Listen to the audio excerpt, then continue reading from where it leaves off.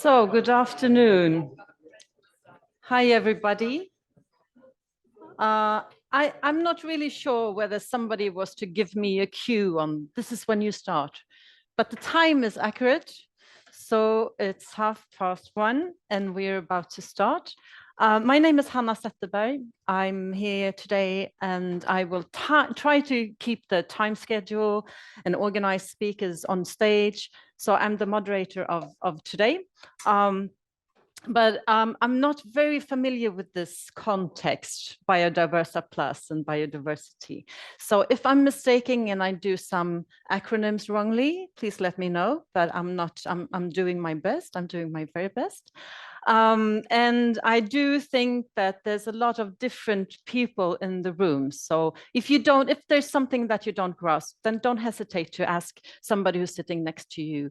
But this afternoon is about Biodiversa Plus, and this is a science policy forum. So we're about to talk about how to strengthen and harmonize biodiversity monitoring across scales in support of the Global Biodiversity Framework. And the Global Biodiversity Framework will be referred to as JBF, right? So that's what they're talking about. That's the acronym. Anybody in the wrong room?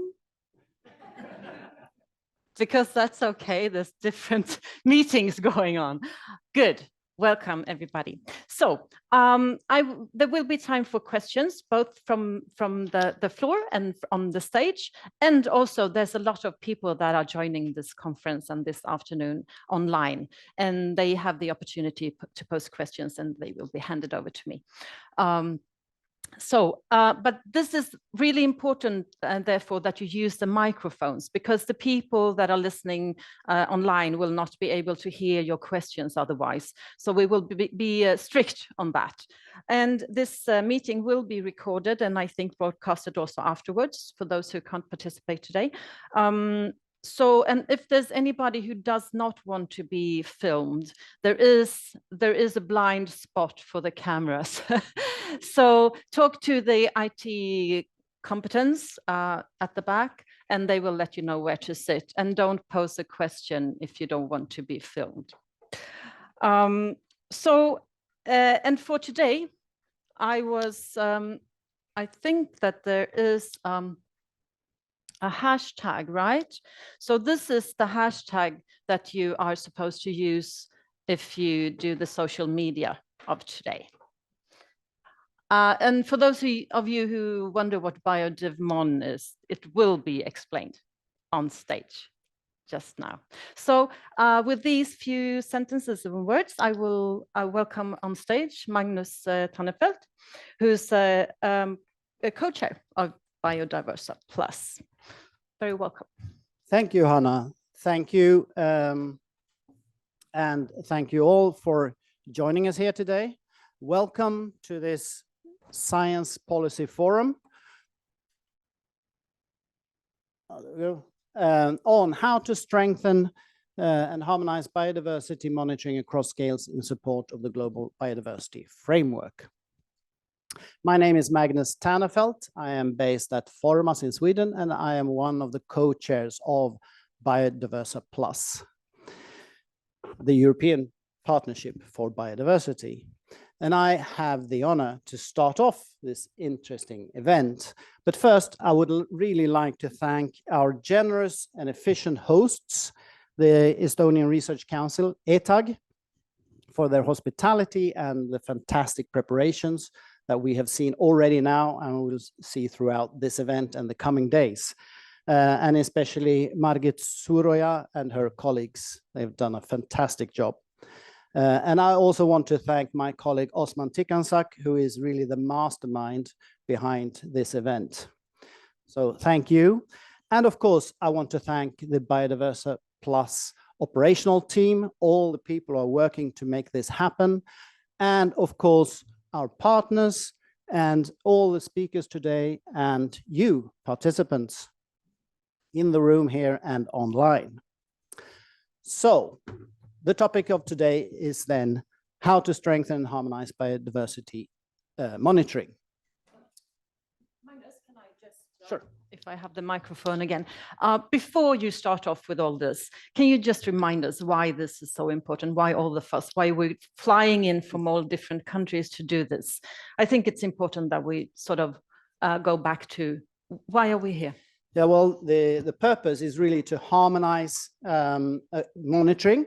We will talk about that quite a lot across national, regional, and global scales, but also in a general sense to really work across the arenas of science, biodiversity monitoring, to support decision-making and policy, and all of this in support of the global biodiversity framework. Yeah, but biodiversity is often at a crossroads, right? Because it's interlinked between everything, really. And this makes it a lot, it makes it complicated, right?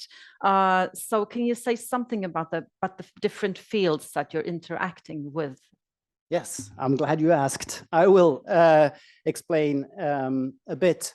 This will be a very brief introduction, and you will hear more about what we do and about the global biodiversity framework during the day. But very briefly, the Kunming-Montreal Global Biodiversity Framework, as it's properly named, GBF, is a comprehensive international agreement aimed at conserving biodiversity and sustainable use of natural resources, building on the goals and objectives of the Convention on Biological Diversity, the CBD, and integrating scientific findings and policy recommendations from EPAs, the Intergovernmental Science Policy Platform on Biodiversity and Ecosystem Sciences. And they do this by strengthening global cooperation, setting ambitious targets, and promoting effective actions that we all then are working towards. Can I just cite something that I think in the beginning, because I read in the EU Biodiversity Strategy, and I think it's good to remember this during the day, that by 2030, nature in Europe is back on a path of recovery, and that by 2050, people are living in harmony with nature. I think we need to keep that in mind during this afternoon. You know all this, I know.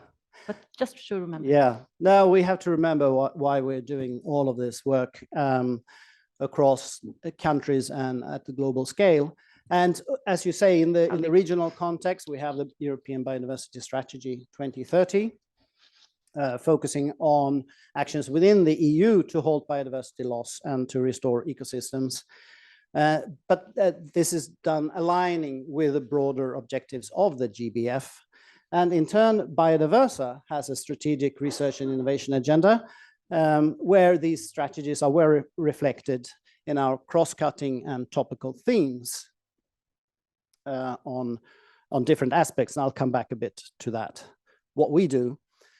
But first, how do we support this global agenda? What do we bring to the table? Well, we work very hard with mainstreaming of transformative change into research and innovation and capacity building for science policy. We support knowledge development and knowledge transfer in relation to the GBF targets and indicators and the topics of the convention, CBD. And last but certainly not least, we work to improve biodiversity monitoring and its harmonization. So, who are we? Biodiversa Plus is a constellation of partners across Europe and beyond. So we have partners also in other parts of the world.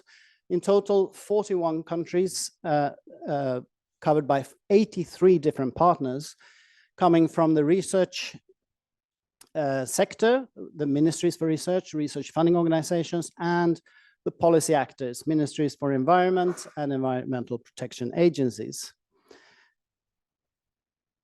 And we have a total of 800 million euros over 7 years of this program, in kind and in cash, supported and co-funded by the European Commission.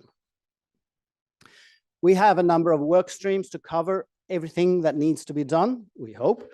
And very briefly, I don't know if you can see it, but in this wheel here on top, we have promoting and supporting research and innovation programs. And we do that primarily by funding research projects. And we launch one research call per year. We connect research to policy through dialogue events and desk studies and policy briefs and fora such as this event. We work at the global level with the EPAs and research infrastructures and new countries, etc. We work to promote nature-based solutions and valuation of biodiversity in the private sector. We work also with transnational monitoring, which is the primary topic today. And all of this is underpinned by a lot of work with stakeholder engagement and promoting open science. So you will hear a lot about biodiversity monitoring, but in a nutshell, what we do from our side is that we, as I said, we fund research call, and the one that is presented in this brochure, this project catalog, fresh off the print, available outside and available on our website, is the BiodivMon call, which is a call where the projects they have a kickoff tomorrow. There are 33 projects, and the topic for the call was improved transnational monitoring of biodiversity and ecosystem change for science and society. And we, as said, we are funding 33 projects with a total of 48.5 million euros in this one call. So that's a lot of research and knowledge poured into the realm of biodiversity monitoring. We mobilize national agencies and ministries to make things happen on the ground. We help build up national and European observation centers, and you will hear more about that today. We work with biodiversity monitoring pilots, and we produce a number of guides and reports. So that is in a nutshell what Biodiversa Plus does. And just to have a look at the people here and online today, I think we have around 100 people or more in the room here in Tallinn, and we have more than 150 registered participants online. And if you look at the where people come from, you can see that we have quite a lot of some people from international organizations, environmental policy actors, research policy actors, research funding organizations, and research performing organizations, including scientists, so the people in the projects that we fund, and science policy interface actors, and some private companies registered. So back to the topic of today. To strengthen and harmonize biodiversity monitoring, we need to connect science and policy. And we are here to learn more about the Global Biodiversity Framework that we mentioned, to explore tools to strengthen and harmonize biodiversity monitoring schemes, to learn from national experiences of these monitoring programs, and to hear from the biodiversity projects, especially how they have and will co-design their work with stakeholders to generate the knowledge that we need. Thank you. Thank you. And all of this you will find in the agenda, right, for this afternoon. Can you tell us something more about this week, though? Because there's a lot of things going on. Just briefly. Okay, yes, very briefly. So today we have the Science-Policy Forum on the Global Biodiversity Framework. Tomorrow there will be a kickoff of all these projects that are presented here, so you can hear more in depth about them, and there will be panel discussions, etc. Really interesting program, and that will also be available online. So you can follow the QR code here, and then on the 18th there will be more closed workshops for the projects to get them going, clustering, and a specific workshop dedicated to discuss monitoring centers. Thank you. Thank you, Magnus, for this introduction. And yeah, you can please please leave the stage now, because we do have so much interesting stuff to listen to this afternoon. And we will start off with a person on link, and I'm not really sure how this will work, but I do believe that she will appear on the screen so that you can see her. And there will be availabilities for asking questions. Can somebody nod at me saying that Jillian is on her way? Right? No. So I will introduce her, even though not being quite sure that she's online. I'm fine. I don't know if anybody can hear me. Oh, yes, I can hear you now. But somebody Welcome. needs to turn the video on. It says that the host needs to do it from my side. Sorry. Okay. Can somebody help out? While doing a bit of a technical thing, this is Jillian Campbell talking, and you can see her in the program. She's with the CBD Secretariat, and she's in Canada, Montreal. CBD stands for the Convention on Biological Diversity, and the history behind that is that it was signed at Earth Summit in Rio de Janeiro in 1992. Was the first global agreement to cover all aspects of biological diversity. And so this center was set up. And we see you now. Hi, Jillian. I'm not sure how much of us you do see, and I did introduce you. You are here to sort of give a broader picture on biodiversity and monitoring needs. So I'll leave the floor to you, and you have a bit of a speech, and then we have some time for questions. Is that okay? Sounds good. I won't take too much of your time. I lead the work on monitoring, review, and reporting for the CBD Secretariat. If you were just listening to the adoption of the framework, and when the goals and targets of the GBF were adopted, when the framework was adopted, a monitoring framework was also adopted along with the Global Biodiversity Framework. If you go to my next slide. And could you go to the next slide? So, thanks. Okay, so I think, well, I'll just kind of skip over this slide. This was the title of the presentation, but also you can see that we're organizing a series of webinars on the monitoring framework. So anyway, go to the next slide. So along with the adoption of the GBF, there was a monitoring framework adopted, and there was a lot of a whole mechanism on planning, monitoring, review, and reporting that was adopted. And what this system of decision says is that by COP16, which is in October of this year, every country will develop a national biodiversity strategy action plan, and that plan should be accompanied with indicators and a monitoring plan. And then in the national reporting that happens in the future, that those indicators would also be used. And so this is really a change from the past, where you have a focus on getting the national planning done very quickly, and you have a focus on coupling national biodiversity planning with monitoring. So in the past, there was not an adoption of a monitoring framework, and now we have a commitment from countries to include data, and to include a specific set of data from the headline indicators, and to include other data in their national reports. And so this hopefully will then really put a strong emphasis on monitoring as the Global Biodiversity Framework gets rolled out. And so, right, yeah. Jillian, can I ask you, because we have a bit of a trouble with hearing you, is that correct? It's a bit of difficulty. So if you are to sort of lean towards the microphone, someone thinks it's better. It's better. Let's try that and see if it works. So anyway, so right now we're in the stage where every country is developing their NBSAP. These are due by October of this year. And so this is the stage that we're in the Global Biodiversity Framework. If you go to the next slide. Yeah, just click through until you see all the text. Thanks. So as I said, right now, countries are developing their NBSAPs along with a monitoring plan. Encouraged to use the headline indicators that are in the monitoring framework along with other indicators. There's about 27 headline indicators.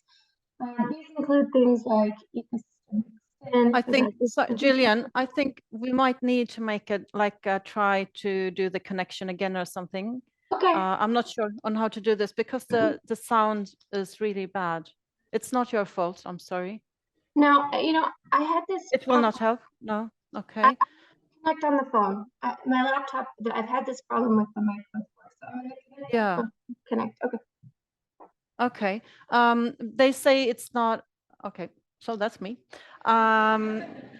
I don't know how to do this because it's no use of your time when we can't really hear what she's saying, right? So are we to try to call her back, or what is the suggestion? She said that she would try to connect with the phone. Okay. Okay. Yeah. So let's wait a second. Is this better? This is with the phone. Yes, thank you. Okay. Much All right. better. Awesome. So do you see the slides then? very small, but yeah, I know what it says.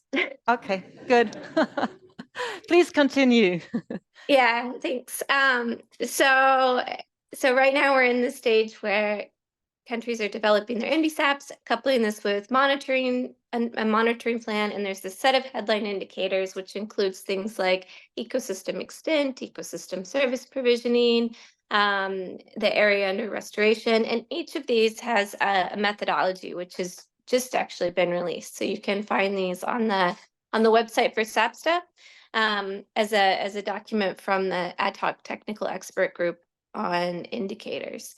And then when we come to national reporting in 2026, countries will need to use these indicators along with other indicators in order to complete the national report. Some of the indicators are part of the core reporting template, and others are just optional indicators that they can add in. And so, as you can see, this really is putting a huge focus on having monitoring information that's used in the decision-making process and in the reporting process.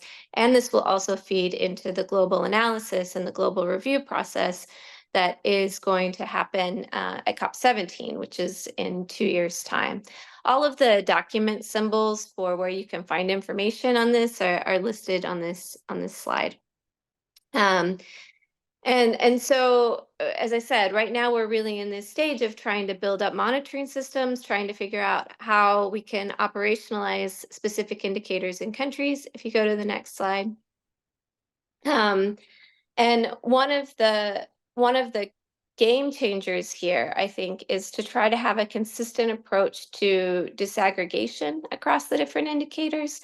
So what I'm showing here is just a map of the global ecosystem typology and how many ecosystem functional groups are in each country. And the current recommendation would be to then report each of the indicators that have a spatial focus by ecosystem functional group. So this would really improve the standardization across countries. This would improve the ability to do analysis of specific ecosystems like mangroves or coral reef ecosystems. And so it's a proposal to have a more consistent approach towards monitoring and to bring everyone to the same level of monitoring. And then, as I said, there's only a few headline indicators really, but it gets us started on a path to better monitoring, which can then be coupled with national indicators.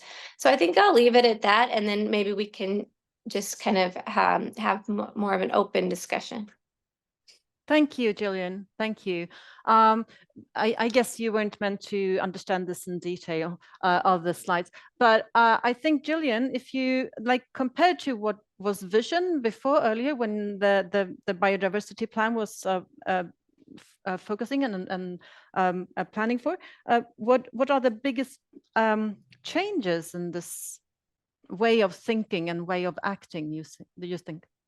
So we're now, we've had a number of cycles of strategic plans for biodiversity. So the last was ACHI, which was 2011 to 2020. It went on a little bit longer since COVID postponed the COP. And so now the Global Biodiversity Framework is from 2022 to 2030. And in the previous version, there was no adoption of a monitoring framework. And the way that monitoring was done at the global level was also very top down. And so you would have you had sort of global models that were being used, and very little data was being reported by countries. And there wasn't a lot of ownership of the monitoring by the countries who were in the in the convention. And so this is really a switch where now the countries will report data. There's a big focus on building national monitoring systems, and there's a focus on ensuring that that data is reported. And I think that this is a huge change because of the fact that the more that we build up national monitoring systems, we will have the ability to make better decisions. We'll have the ability to target interventions and to understand what's happening with biodiversity in a better way. Okay, thank you. There is an option now if you have any questions in the room, and there's a microphone that we can hand out if so. Please just raise your hand. But Jillian, I do have a question for you, because there's a lot of countries that are establishing now, like the national action plans at the moment. How do you think that that work is ensuring that national monitoring systems are able to track progress towards the targets that have been set? Is there a way of ensuring that? Well, I mean, I think it definitely depends on what information is available. And this is one of the things that this meeting, Biodiversa, is talking about in the European region. So, and European monitoring systems are probably more developed than other parts of the world. But in order to make these national biodiversity strategies and action plans, it will require governments bringing together members of the research community, scoping to try to identify what information is out there. And so hopefully this will create a more inclusive process. The process, I think a lot of countries already had inclusive processes, but this is a step forward in terms of making sure that there's an opportunity for research to really come into the planning process. Okay, but the first reporting is to be done in 26. Was I listening correctly to you? How can we expect that to be? Because that's very close in time. It's just a few years. Yeah, so I mean, the targets will be set this year and the reporting will be done in 2026. And so the monitoring of biodiversity is very complicated, as everyone knows. And so it's not that in 2026, I think we're going to solve all of the problems. So we're still going to there's always going to be a need to build monitoring systems. However, I think we need to see 2026 as an opportunity it's the first round of reports where data is part of the template, where there's indicators that will be reported. And so it's just a stepping stone, and it is a huge step forward, but there will still be a need to continue to develop monitoring systems to figure out what information is nationally relevant. And so it's not that 2026 is going to be the perfect version of all of the monitoring data, but at least it's a step in the right direction. Okay, it's a start. So we might be talking a lot about Europe today and the focus, but can you say something about what's going on in the world? Are there other initiatives that we can sort of look at and embrace? So, I mean, every country and every part of the world is right now trying to develop these national biodiversity strategies and action plans and monitoring systems. I think there's great work happening all over the world. And we at the convention are currently working to establish these technical and scientific centers that would help share experiences across the regions. And I think that, Europe certainly has a lot that they can share within their region and with other regions. And this is the case for everywhere in the world. And so some of the institutes that have applied to become a TSC center, which would sort of be a regional knowledge hub, would be institutions like SANBI in South Africa, or Humboldt in Colombia, or SPREP in the Pacific, ASEAN in the Southeast Asia region. And so there are these places already where you're seeing a lot of advancement in monitoring biodiversity. And so this will give an opportunity to share within those regions, but also then between different regions. Okay. Thank you. Thank you, Jillian, so much for being here with us today and showing the broader picture of things. And well, we did hear you at the last session, which is good. And I think there were no questions from the audience right now, but don't hesitate to give her a call if you do have further questions, right? Was it okay to say that? Yeah, you can have my email. Sure. Thank you. Thank you so much for joining. And I'm not sure, maybe you can follow this online too for the last of the afternoon. Otherwise, keep in touch and good luck. Also, just before I go, as I mentioned on the first slide, there are webinars on many of these different indicators, and I think a lot of the people in this room would probably be interested. So the website was shown on the first slide, but we're doing a webinar on a different indicator in the framework pretty much every day. So in the lead up to SEBSTA. So if anyone is interested, then please join us for some of those. Thanks. Thank you so much.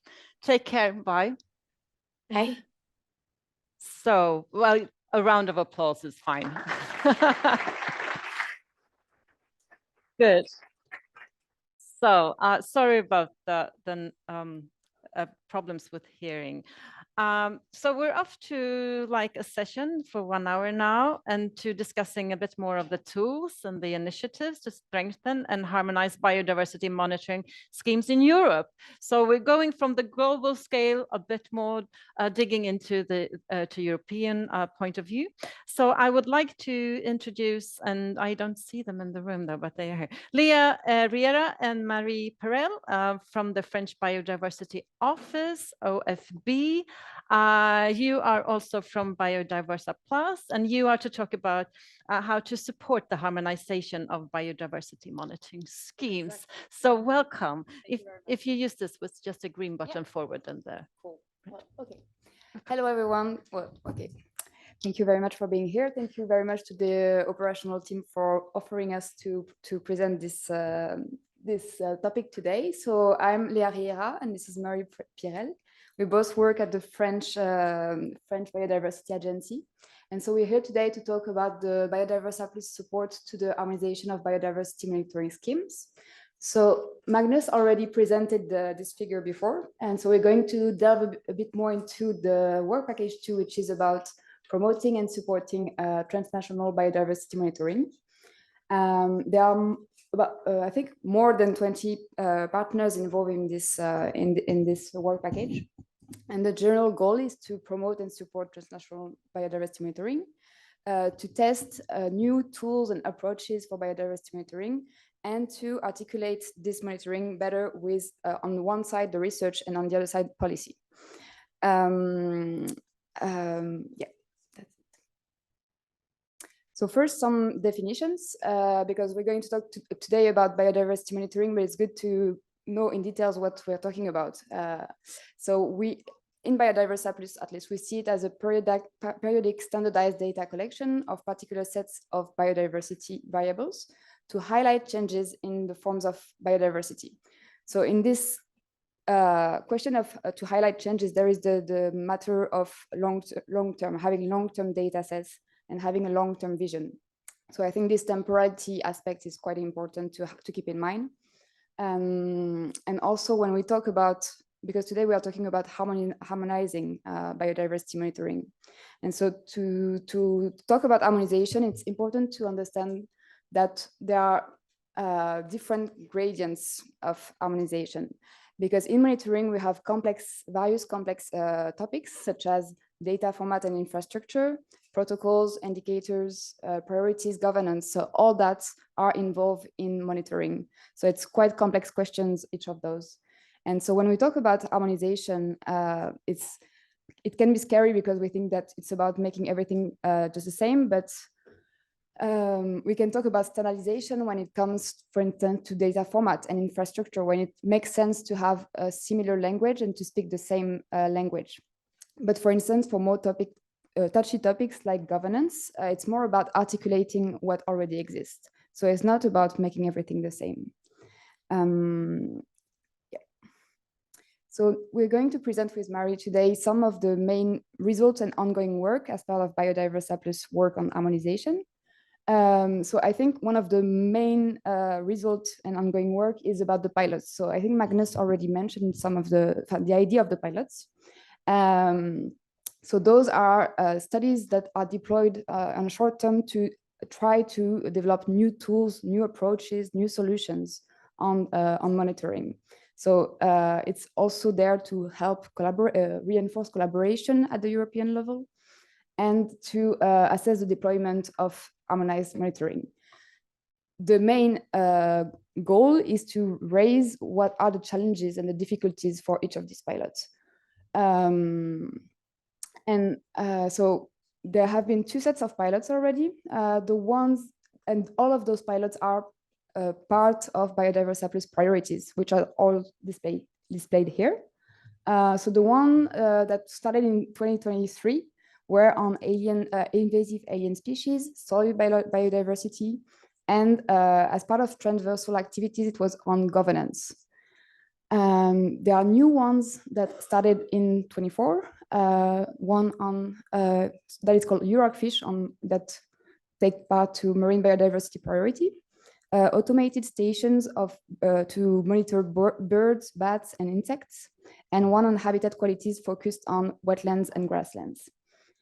And so these pilots were really interesting to see what it means in practice to develop harmonized biodiversity monitoring.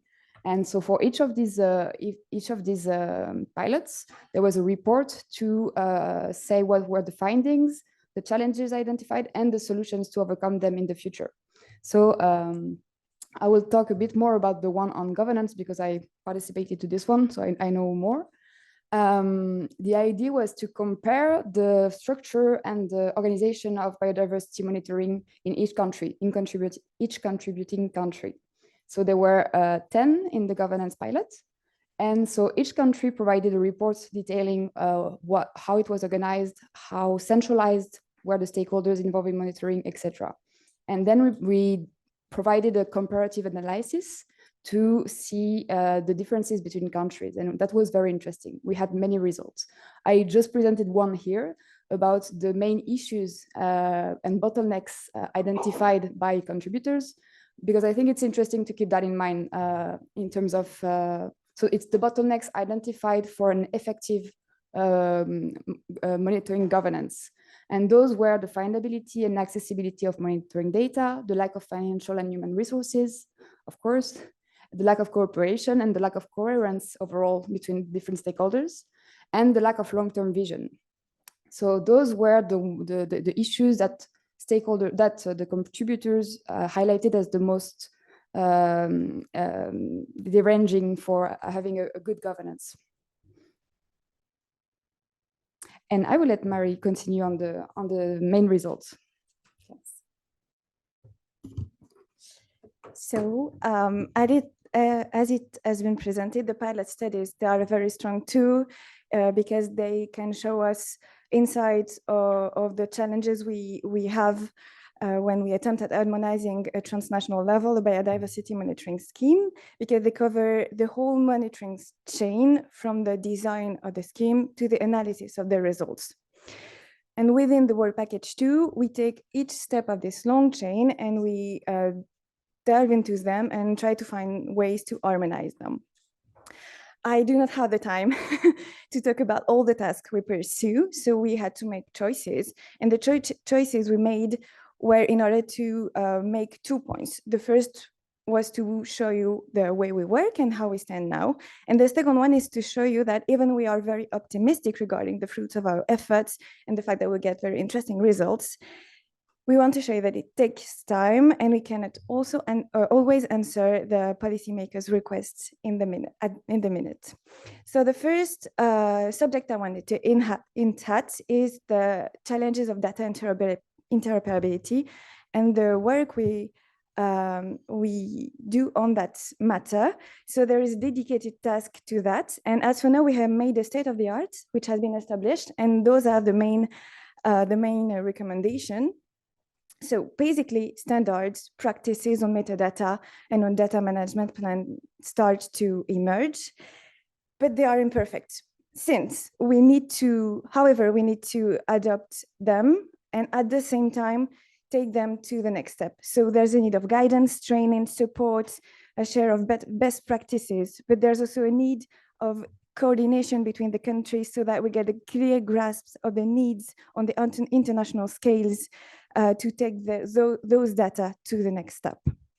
A call for tenders have also been published recently in order to find proposals on which infrastructures to put in place in order to deal with monitoring data. And I am very sure the answer of this call for tenders will be very interesting. The second point I wanted to hint at, and how did that work? This way, sorry. The second topic I wanted to deal with today is the harmonizing protocols for transnational biodiversity monitoring program work, which is also a task within the Work Package 2. Actually, a literature survey on that matter has been published, and more recently, some guidelines to harmonize protocol on a transnational level. So when to allow for flexible protocols on the field or not, what type of data has to be transferred from the local level to the upper one, and so on. And the main finding is there isn't one solution which is ideal in each and every situation. So this finding gives us two conclusions. The first one is that it triggers the need for experts hub at the European level. So this is why we advocate for thematic hubs within the EBOCC structure that will be presented to you later on. And the second one is that the EBVs, so the essential biodiversity variables that are standardized variable that lies between the raw data and the aggregated indicators, are a very strong tool in this protocol harmonization approach because they can be computed at the local level when the field protocols aren't applied exactly the same, and so that we can get to comparable results when the raw data aren't does not able us to do so. I will conclude in a very few seconds, sorry. So all this work we pursue, and I haven't been exhaustive about it, it is to assess our progress toward the objectives of the European Biodiversity Strategy for 2030 and also the EU Green Deal. And it does take time. We take the science time needed to achieve the tools we need to reach these goals. And at the same time, we are answering the current policy requests, but we also have to keep a prospective eye on the demand and new policies that might emerge. And I think about the nature restoration law, for example, or the increasing demand of policymakers to monitor pressure on biodiversity. And since monitoring retrieves its strength from long-time series and long-time work, as a partnership, as the interface of research and policy, it's our role to anticipate the time of science and the future needs. And this is what we're aiming at. Thanks for your attention. Thank you so much. Thank you. Please, you can stay. We do have a few minutes, I think, and you've been talking very fast to get everything, all of it in it, but you will be here for the coffee break and you will be here for the afternoon. So if you have any questions, but if you do have a quick question, then raise your hand, but do it now, because then you will be handed the microphone. Yes, please. Yeah, more Aronson, Sweden. I just wonder, when you're discussing this with standards, do you have any cooperation with TADWIG? This is a global network of standards, and also that has, as I know, also at least 1 or 2 working groups on just monitoring standards. So. Yeah, I'm not the expert. I know there is a task within the Work Package 2 working on that. So I believe that to write the report, there has been some work group, but I couldn't tell who were holding them. Okay, but interesting. We need to cooperate on this, right? So every work that has been done and that you can rely on to continue is important.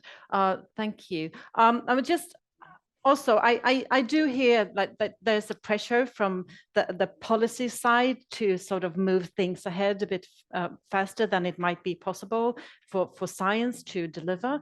And I think that's an important message to take home. We cannot dig into that now, but we do hear you. But I wanted to ask you something, like how, because there's a lot of projects going on, do you have the time to figure out how to make them perennial, how to make them stay and not just being projects popping up? That's the thing with the pilots. That's the goal of the pilots, to try things, and when it works, find the ways, the funding to make it in the long term. But I think there are like more even theoretical discussions about that, like how to do that in general with the, because that's, as I mentioned, that's the main issue, and we all know that. We all know that's a big issue in our field, that the discontinuity of funding. Yeah. But yeah, I'm not aware of what the outcomes are, but there are many discussions about that for sure. Yes. Yeah. Okay. So I don't see any raised hands within the room right now, but I'm sure that people will grab you during the coffee break though. Thank you so much for being here. Thank you.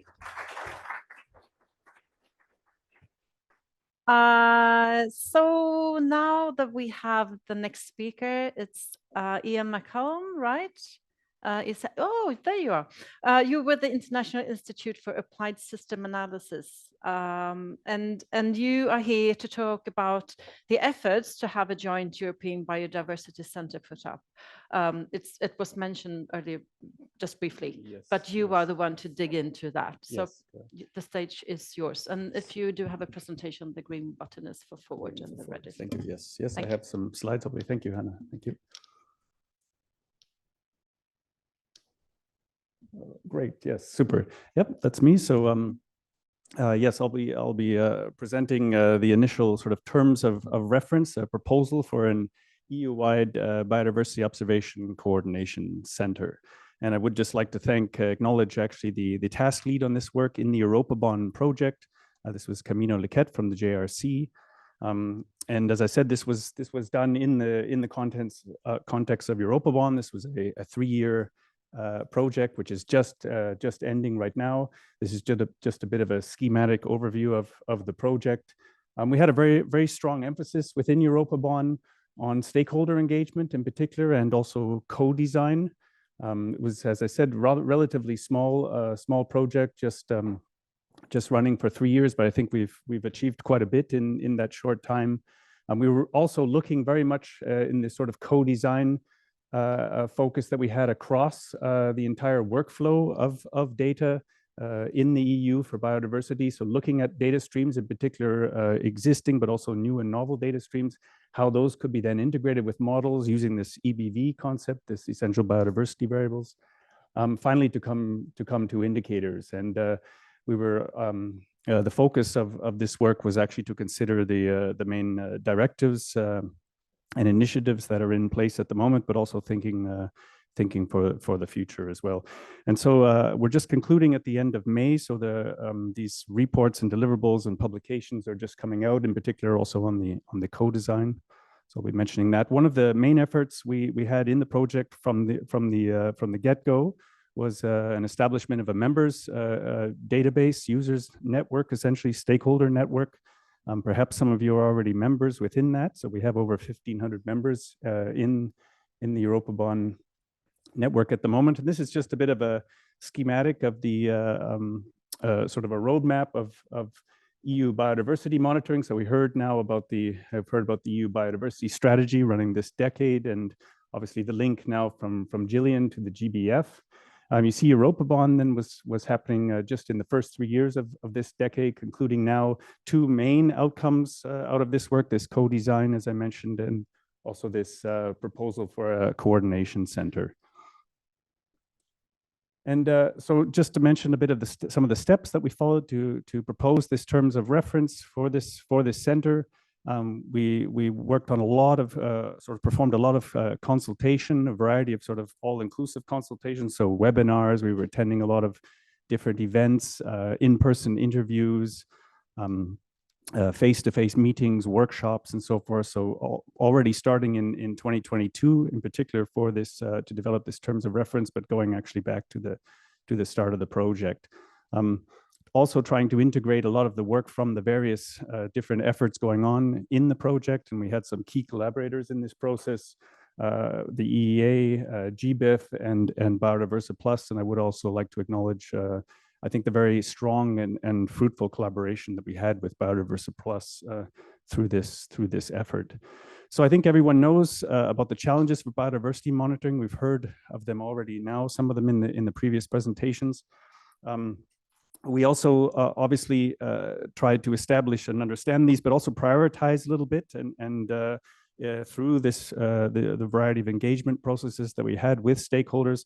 Obviously, this integration issue and this fragmentation issue that we have within the EU on biodiversity data. It's not all bad, but there are issues there. Of course, data access is an issue. In some cases, we have access to the aggregated data, but we would actually perhaps in some cases like to have access to more of the raw data and the underlying data. What came up again and again was this issue of financial resources, so sustainable financial resources, but also the human capacity component, and that may be even the most crucial aspect of all of this. Obviously, things like coverage, spatial coverage, temporal coverage. So if I just look ahead to some of the challenges for biodiversity monitoring, this was another issue, sort of work stream that we had within the project early on, and we see, obviously, I think as we know within the EU, we have very good coverage for birds and for butterflies in particular. But even there, as we move over to sort of spatial coverage and temporal coverage, we do see gaps appearing. And for instance, one example maybe being genetic composition, where we have actually a real recognized lack of data in particular. So looking at the solution actually, and this is what we're putting forward, is this coordination center essentially, which should focus on coordination, integration, and enhancing data collection through a variety of ways forward. One of them being enhancing this coordination cooperation effort, so synchronizing monitoring efforts at the EU level, standardizing, which we've also heard from the Biodiversa Plus group. Also implementing modeling and novel technologies. There is a lot of potential out there. That's not the entire solution, but certainly there is a lot of potential to tap into some of those novel technologies that are coming on stream. The financial resources is obviously something that we need to deal with, but probably most important is this capacity building component and the stakeholder engagement aspect of all of this.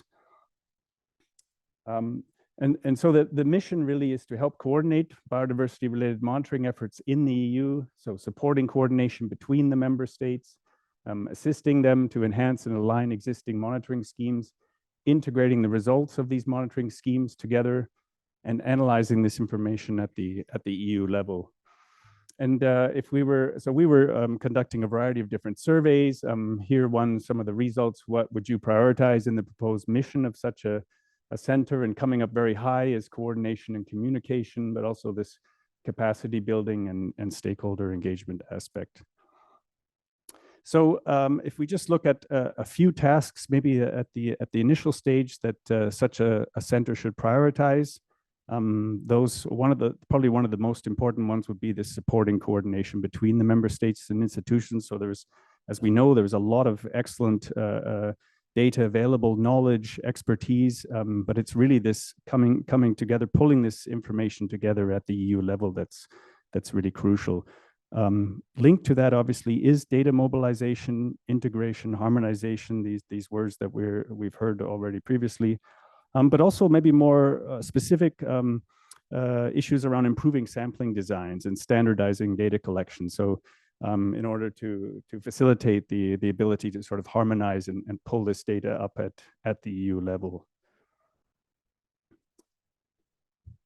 So just a sort of a schematic here on potentially how such a center could look like. At the core, sort of this sort of spoke and hub model, but at the core would be some sort of a secretariat, sort of a general secretariat, if you will, which would have a variety of different roles. So a coordination and supporting role, but also potentially an analysis and reporting role, and some sort of data collection mobilization role as well. And then linked to that secretariat, and that secretariat could be made up of new staff, but also seconded experts. And so you would be pulling in expertise from all of the existing institutes and organizations that exist within the EU. Obviously, the strong link to the national biodiversity monitoring units and efforts, so hubs, essentially the member states, but obviously also EU institutions and agencies, and then a very strong link to NGO platforms and international and regional data infrastructures to kind of support all of this. And then you could also potentially imagine sort of expertise, smaller groups coming up, maybe appearing for some time, working on a specific topic, and then dissolving, these sorts of things. So in conclusion, it's clear that we're lacking a lot of the crucial data, but much of the existing data, and there is a lot of it, and very useful data, is actually scattered in many cases and hard to use. So this center, combined with the national biodiversity monitoring hubs, would sort of be able to give us this data that's needed to protect biodiversity, break down some of these data silos that potentially exist, also unlock the potential of existing data. So we know that there's a lot of raw data out there and available, and being able to tap into that would be very beneficial, and plugging some of the holes in the biodiversity monitoring programs that exist. And another very important issue is the need to train expertise within the country. So there's actually what we've been hearing from many experts is that there is an increasing lack of expertise at the country level. So there's really this human component which seems is really in need of strengthening. So this center would need the right tools to succeed: a clear mission, steady funding, and a broad team to sort of share and track progress. So the next steps, and then I just have one more slide, I think. This Europa Bonds proposal for this coordination center will be published at the end of April, actually at the europabond.org website, which is a bit easier to find than this one. And then some very important news is that the European Parliament has allocated 5 million to a preparatory action titled EU Biodiversity Observation Center. And the objective is to support the development and deployment of a coordination center for an EU biodiversity observation center. And there's I have just a bit of an indicative timeline, but this should be happening throughout the course of this year. So this information is available also at the link I have here. It's publicly available. And by the end of the year, we should have a decision taken on the award of a tender, and with implementation beginning in 2025. And just finally, I'll just close on with a shameless plug for our final conference, for Europa Bond's final stakeholder conference that will be taking place at the end of May in Brussels in about 40 days from now, on the 27th and 28th of May. You're all very welcome to attend. Again, you can find the link to register at the europabond.org webpage. We have a very exciting lineup of speakers at the moment, so be very, very happy to welcome you there. And with that, I'll close and thank you. Yes. Thank you so much. What about applause, right? We do have time for one question if there's an urgency to post some. I think you used your time very well, and it's really interesting. And I know that it's a lot of people within this room also already being part of this process and the ideas. I'm very glad that you, because I don't hear that very much, that you also highlighted the importance of people and stakeholders to be continuing and throughout the process. Yes, we talk a lot about money and pursuing that, but like the capacity component being also people and stakeholders. I'm glad that you mentioned that. Yeah, I think the financial aspects and also the technical aspects are all surmountable problems somehow, but this human component is really probably key in all of this. Yeah. Okay. Yeah. So we do have one short question. Just a short one. Is that on? Yes. Thanks, Ian. That was very inspiring and a good overview. For my work, I would like to know more, or if you can expand a bit on what you meant by the thematic hub. You have had that on your slide with the network there. And because I'm working probably more towards what you would call a thematic hub, and how that would interact with the other maybe national hubs and other structures in the same network. Thanks. Yeah. So I mean, this is just sort of an initial proposal of how this could look, and I think it would be very flexible. It would need to develop over time, but these thematic hubs could be something dedicated, like we heard the question raised before about data standards. So you could, for instance, have really a dedicated group, maybe that's tackling specifically data standards as one issue. It could also be taxonomic based. Maybe there's a group focusing specifically on that. or dealing with one of the new and novel methods, something like that. So these would be sort of specific sort of focused hubs that could interact with the others in this outline. Yeah. Okay, so thank you. You will be here during the afternoon as well. So yeah, thank you again.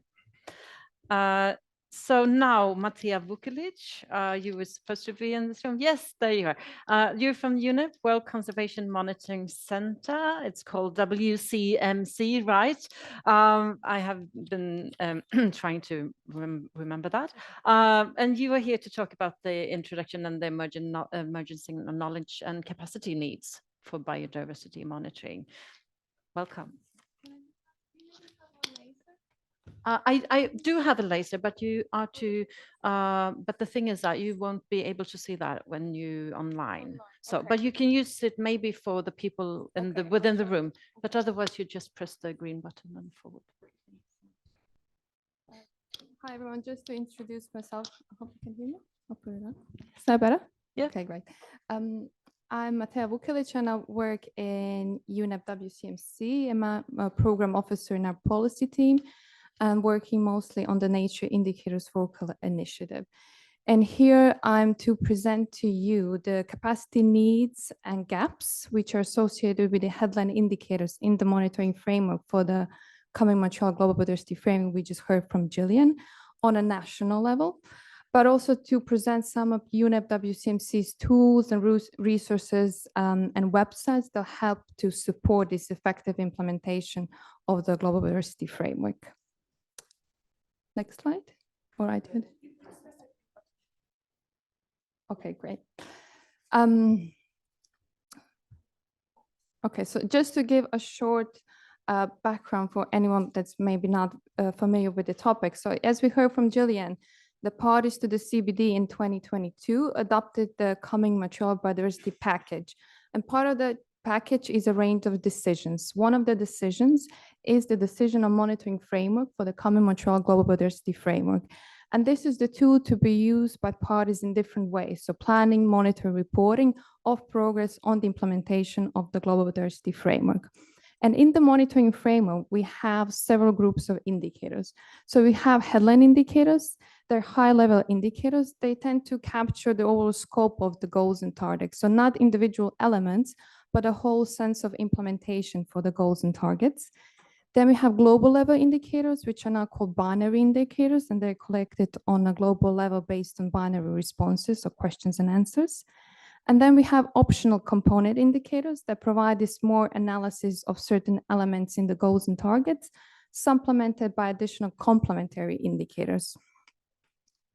And these are all optional indicators. So also in one of the decisions adopted in part of the package is decision 15.6, which is the decision on mechanisms for planning, monitoring, reporting, and review, which requests all parties to the CBD to use the headline indicators in the national reports, but also provide the answers to the binary questions. Okay, so we adopted the monitoring framework, but not all indicators in the monitoring framework are available for use and uptake on the national level. So in order to finalize the monitoring framework and resolve some questions or unresolved issues in the monitoring framework, the COP adopted the ad hoc technical expert group of indicators. And this expert group of indicators is composed of 45 experts. So 30 is nominated by parties and 15 by observers. The ad hoc technical expert group had 6 meetings so far and then produced their final reports for Substa 26 just this month. So one of the terms of reference for this expert group is to provide technical advice to fill these critical gaps in the monitoring framework, especially on headline indicators that do not have a developed methodology for their use at the national level. Also to provide advice on the wording of this list of indicators to respond to the binary questions, provide advice on certain disaggregations and aggregations of the headline indicator for the Global Biodiversity Framework, keep the list of these binary component complementary indicators under review. And as the last step is to provide advice on the existing capacity gaps and needs in terms of capacity development and technology transfer of financial needs in terms of the headline indicator. So in order to respond to this, at the request of the ARCTEC, UNEP WCMC has developed a capacity assessment needs survey, let's say, with respect to the using headline indicators of the global biodiversity framework at the national level. So this survey went through the official CBD notification, and we released it in February. It was closed just last week in April. And this is the overview of the responses we received. So in total, we received 44 responses from countries all over the world. But from those 44, we received 10 from Europe and additional 2 responses from associated countries. Again, a bit of a background information. So this is the list of the headline indicators in the Global Diversity Framework. And you can see in this column says development. So this is the table that was developed by the expert group of indicators in its 3rd meeting that's actually showing the development status of the adopted headline indicators in the GBF. And we have categories from 1. So this is for indicators, the methods are not yet developed and process needs to be established to actually develop these. To category 5, which means these are the indicators that have the methodology available, data is accessible and it's collected, and indicators available for most, if not for all countries. So these indicators are grouped by targets. So first group is showing targets on reducing threats to biodiversity. And we can see that most of these indicators in the group of targets are well developed. So categories 4 and 5, with the exception of indicators for target 1, target 2, and target 7. Then we have another group of indicators. This is focusing on meeting people's needs through sustainable use and benefit sharing. And you can see we have a range of different development status for these adopted headline indicators. And then the final group of targets, you can see that some of these don't have a development status. And this is because the technical expert group on financial reporting was developing and advising on these indicators. But you can see the rest, for example, 15.1 and 21.1 have a really low development status. So this is just to give you a bit of an overview what parties actually had available in time when they were responding to this survey. So what did we ask the parties? First, we asked for each individual headline indicator, is there a national institution with responsibility for reporting on this indicator? And you can see it quite varies. So we can see for indicator, for example, 8.3. So first, the lower bar is showing the labels of indicators. So hopefully you remember the labels. On the left, we have proportion of respondents, and on top we have overall number of respondents. And this is just reflecting respondents from an EU and associated countries. So you see, we have only 12 responses from the region.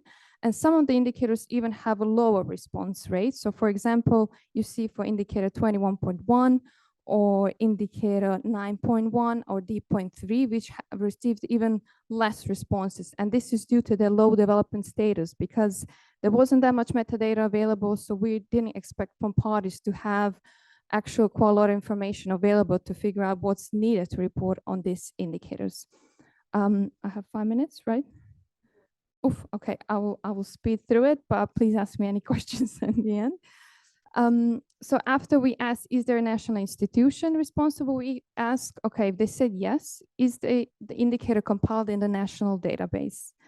And what we see mostly, this is also reflecting answers from EU associated countries, if they said they have a national institution with responsibility reporting, mainly then indicators compiled in a national database as well. So we can see, for example, 10.1, 10.2 are the Sustainable Development Goals indicators, which are nowhere being reported. So it's not an exception that they wouldn't have a national institution, not a national database. But you can see some of the indicators didn't receive any responses or really low responses saying, yes, this indicator is compiled in national database. And you can see 12.1, which is also an SDG indicator. No one responded, yes, this indicator is compiled in our national database. Then again, 50.1, which is the indicator related to number of disclosures by companies. 21.1 is indicator on biodiversity information on monitoring as well. And then if they said there's not a national institution or they don't know, we asked, is your country able to produce this indicator in short term and medium term? So just to say, short term is 1 to 2 years, medium term is 3 to 5 years, and then we have we're not able to produce this indicator at all, or it's not applicable. This is just to compare the answers from the rest of the world. So on the right, so in total, and then on the left, we have EU member states and associated countries. So you see there's quite a lot of more orange bars on the right side of the graph saying, no, countries are not able to actually produce this headline indicator at this point of time, then compared to the answers from EU member states, which most of the indicators will be able to produce in short or medium term. One interesting comment we received for indicators 18.1 and 18.2, which is basically on valued positive incentives on biodiversity and values of subsidies and incentives harmful for biodiversity. Few responses said, no, we can't report on this indicator due to political will. So this is also quite an interesting comment. And all other comments that say, no, we can't report on this indicator was due to technical and financial capacity of the indicators. And then if they say, yes, we can produce this indicator, well, we ask, does your country need assistance for producing this indicator at the national level? And you can see we have quite a range of responses. So most of the country responded, yes, we need some type of capacity to actually produce a report on this indicator at the national level, with the exception of indicator 3.1, which is indicator protected area coverage. And then again, SDGs indicator like 10.1 and 10.2. I'll just run through this because of the time. And then the last question is, we asked, what type of assistance do you need? So if they responded, yes, we need assistance, what type of assistance do you need? And you can see the responses from EU member states, associated countries mainly said, which I think it ties quite nicely to Ian's presentation, they need assistance with data collection and assistance analyzing data on this indicator. But you can see it's really widely spread. It depends on the indicator development status and depends on what training they particularly need. And the last we asked, does your country have sufficient resources to report on these headline indicators? And you can see on the right, there's it's more red and orange saying, no, there's not available or it's far from sufficient compared to answers from EU member states, associated countries, with mainly is showing us that these countries will be able to produce this indicator short term or medium term in compared to the rest of the world, and responses received on the right. I think I'm out of time. So just for a final note, looking at this geographical coverage of responses, we see that some countries have greater capacity and resources to produce this indicator, but some not. So this is also a message. There's also a need to scale up the efforts to actually report on this indicator by all countries at the national level. I have tools from UNEP WSMC, but if I ran out of time, I'm happy to chat about these. Yes. Coffee break, lunch, yeah, just grab me. Thank you so much. Thank you so much. Wow.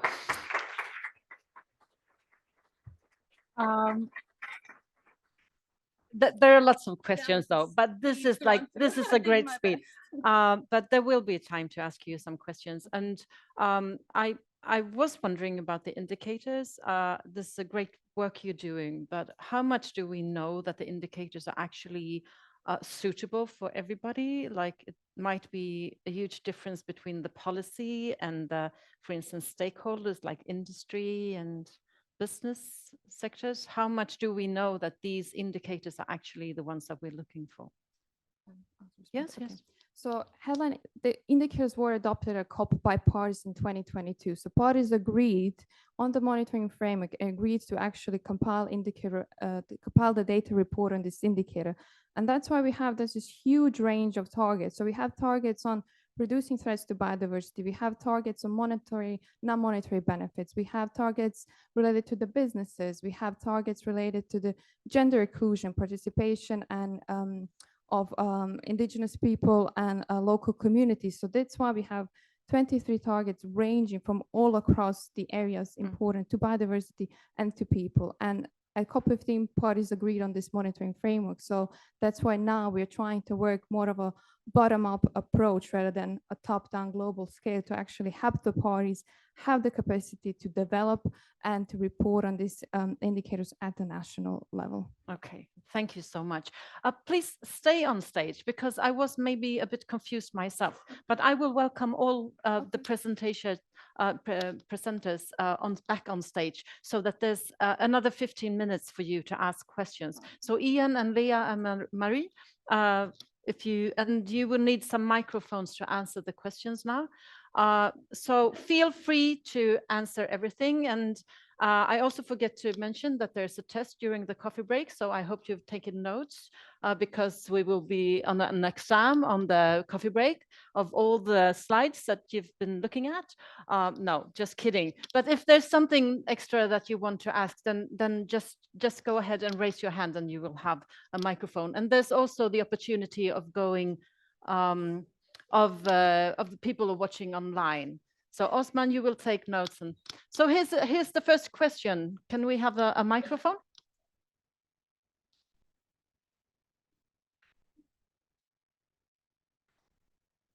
Thank you very much. So can you let us know who you are? Thank you very much. I am EZZARFI Abdelouahid from the Ministry of Higher Education, Scientific Research and Innovation in Morocco. My question to Ian, I don't know if how the European Biodiversity Observation Center can help the country from the south about the biodiversity, because biodiversity we ask about biodiversity in Europe, but also we must include the country from the south. How this center can help these countries to realize some objective, to solve some problems about biodiversity in these countries. Thank you very much. Ian? Thank you. Yes, yeah, that's a very good question. So, I mean, first of all, I would say, I mean, currently the EU Biodiversity Observation Coordination Center is really focused on Europe at this point.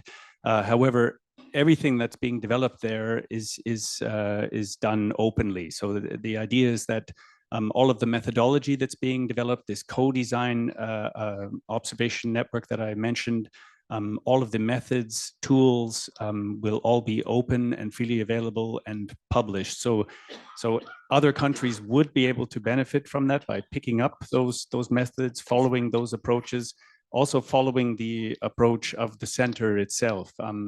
It would also potentially be possible for other countries also to link to that. I mean, I was also thinking in the context of all the presentations we've heard now, I mean, you start maybe at the national level, at a country level, then you would ideally go up and have some sort of a regional coordination center. So there could be one also for Africa as well, and for other regions around the globe. You could pull all these bonds together that essentially already exist under GeoBond, and all of those then ultimately maybe feeding data up into the GBF or something. But I think all of the point being that all of the tools, information available that would be produced within Europe would be free and open available for other countries to pick up and adopt.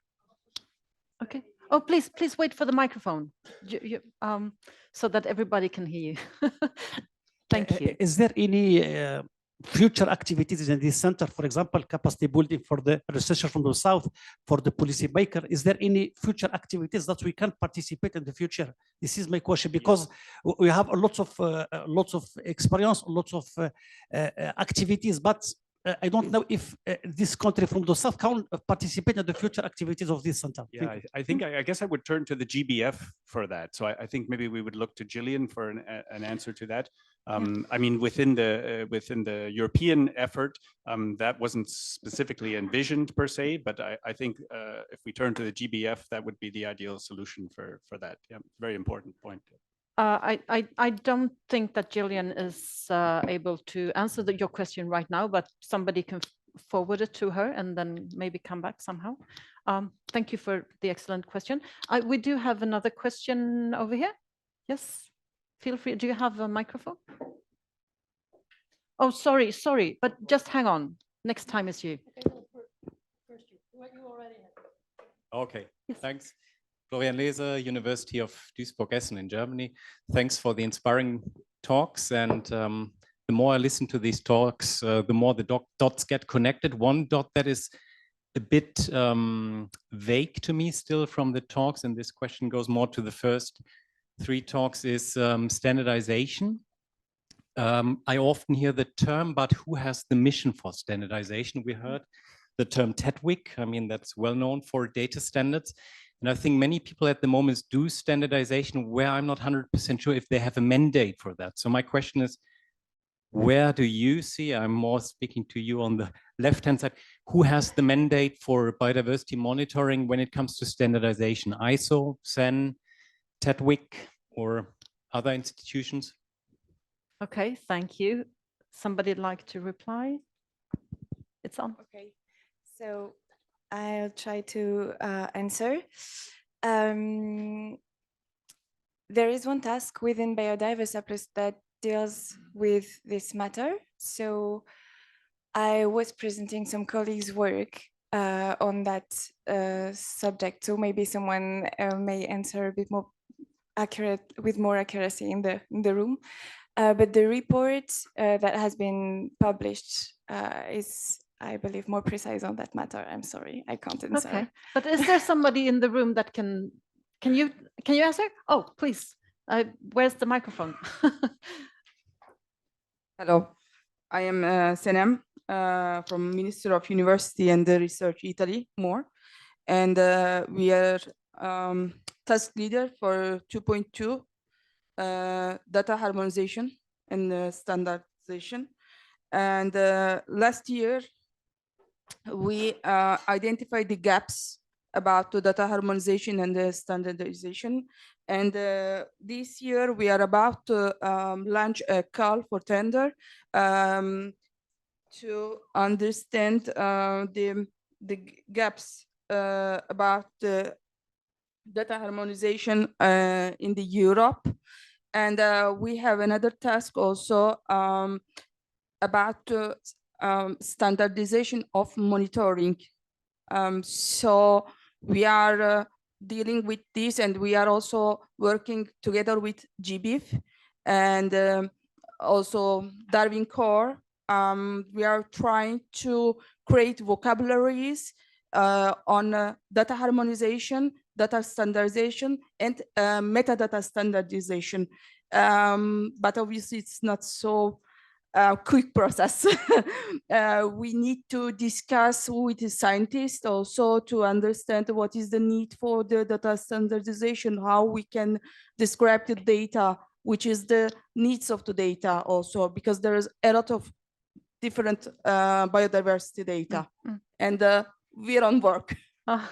Thank you, but that's confirming that it's a difficult situation. I think Léa wants to say something, and then we have another question. It's just to complete what you said, Senem, because as part of the pilot on governance, I talked before, we had this topic on data management and data standardization. And one of the questions we asked contributors country and the subnational regions, it was, do you use, for example, Darwin Core, EML, what kind of standards do you use?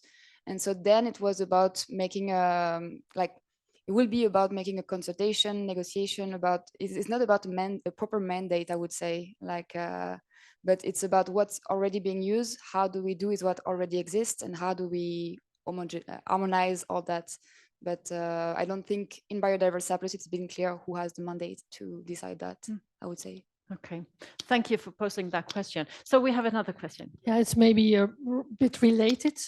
My name is Annemarie van Wezel from the University of Amsterdam. Coming from a bit different background, namely risk assessment of chemicals, in which there is a lot of standardization and a lot of mandatorization. The observation is that there is in this field a lot of bottom-up, which relates to the differences in ecosystems. That's understandable, but it complicates, this bottom-up procedures complicate the choice for the main targets, because there are this very, very long list of targets, which of course complicates to have a comprehensive overview. There is indeed little standardization. So for example, institutions like ISO and CN, but also OECD could maybe be helpful to be involved for standardization. And there's also little institutionalization. So there are many, which is really nice to see, many initiatives, but still a bit siloed maybe. And there is also nothing really mandatory, like the Birds, Habitat and Water Framework directives, which are all European directives, and they all plea for biodiversity information, but leave ample of room to not provide standardized information. And I think it would be really beneficial for the field if there would be more standardization, more institutionalization, and also more mandatory monitoring. That was my comment. Thank you. Okay, okay. So I didn't get a question. It was just, yeah. So let's continue with. Cristiano Vernesi from the network GBike. I'm wondering about the last presentation. Thanks to all of you for, before anything. Because actually we are trying to develop an implementation, let's say, scheme, especially for the genetic diversity. So I'm wondering how we might be succeeding if your exercise to involve different countries in the end was, not so representative, because actually we learned that actually only 44 countries responded. So my question here is, does UNEP as a thought about a different strategy to have these countries involved? Because in our experience, it's really relevant to get in touch with the people in charge of doing the report. But I'm wondering if you as UNEP didn't succeed that much, how we can succeed. So I would like to listen from you some strategies, some comments about this. Thank you very much. Thank you. It's on. Yeah, so basically this survey was on the request of the architect, so on the request of the expert group of indicators. And this is basically to establish the baseline when we talk about headline indicators, who can actually report on it and what countries need to report on it. So it was more in a sense, we don't want to assume what countries want, we want to see what exactly they want for each specific indicator. And you're right, we only received, I think, 44 responses from all over the world, which ideally we will receive much more, and then we could even disaggregate the data even more by maybe regions or financial categories, and so on. So what I can advise is, because each country will need to do this national reporting on a national level. So it's to work directly with countries, because they'll have to report on headline. I mean, they're urged to report on headline indicators and provide responses to these binary questions. So you can also find all of these binary indicators in the subset recommendations that came out of AFTEC. So, for example, UNEP WCMC now is developing this a huge initiative over a 7-year period, but we will work with 10 countries to actually support the enhancement of implementation from a bottom-up approach. So we will work with countries specifically on identifying their needs for all of this data collection, and then trying to enhance, or even in some countries build the national monitoring systems, because not all countries have it established in place, especially in the terms where we have next COP this year, then we have national reporting coming in place. So this is just to give you an overview what countries reported mainly. So the EU, we said, we saw that most of the countries said we need assistance data collecting and analyzing data. So not so much training or the methodology, but actually collecting the data and analyzing this data. So it's not many responses, but it gives you a bit of an overview what's actually needed more from the EU sides compared to the rest of the world, which was completely different image. So it's not a lot of responses, but it's useful information to actually start building. Okay, you need assistance on data collection. Let's see for which headline indicators, what data you need, how are you going to collect this data. So it's more like now having this national approach than having a top-down global approach to assist the countries in the national biodiversity strategies and action plans, which all countries, as we heard from Jillian, need to align these ambisets with the global diversity targets. So this is the first step, and this is the first step a country would need this assistance and capacity building and requirements. Just to say, the survey finished for the terms of the expert group of indicators, but we have another project called Cooperation, COP for CBD, Cooperation for Conventional Biological Diversity, which is actually working with the European partners to actually advance this implementation of CBD and advance the cooperation between EU. So in that terms, you can still submit your answers. They'll be analyzed in part of that project. And we specifically have a work package focusing on supporting countries on monitoring, supporting, and reporting on the monitoring framework. So this is one of the slides I haven't had time to present, but this is one of the projects from UNEP WCC specifically focusing on EU member states, EU and associated countries. I can also talk to you more about there's a range of different other packages and part of that. Yeah, I can imagine. Thank you. Thank you so much for clarifying that. I thank you for participating and explaining all these things to us. It's been a lot of information. So we're off to a break. But first, I was told that I was to mention that we have different colors on our badges. The problem now is that I don't know the word for all the colors in English, but we'll find out. So if you show yours, could you find, no, they're different. Okay, so the green ones are supposed to be the invited guests, right? Speakers, etc. Is that correct with you that have the light green ones? No, some of you, it's correct. And the more purplish, like this one, bluish purple, should be some of the organizers. Is that correct? The ones that have one, yeah, good. So there's also this turquoise. Is that right? Yeah, thank you, thank you. These are the ones that representatives of funded projects. Yeah, recognize yourself. And then there's another that's more like blue, would you say? It's Biodiversa Plus and partners, including funders. So this is the way, if you feel like you don't have anything to talk about on the coffee break, you could easily just, this is an icebreaker thing. Use them. Before you go for the coffee break, and I think that the coffee break is just outside. Yes, the coffee will be served just outside. I'm going to tell you that you will have 30 minutes, but not more than that, because we will start 15:30 with the next program. And that's the European Commission that will come and talk to us. And they are also available for questions. Thank you so much for now. We need the rest now. Thank you. Welcome back, everybody. I can hear from the volume of the audience that you've had a nice time and that you had somebody to talk to, which is a good thing.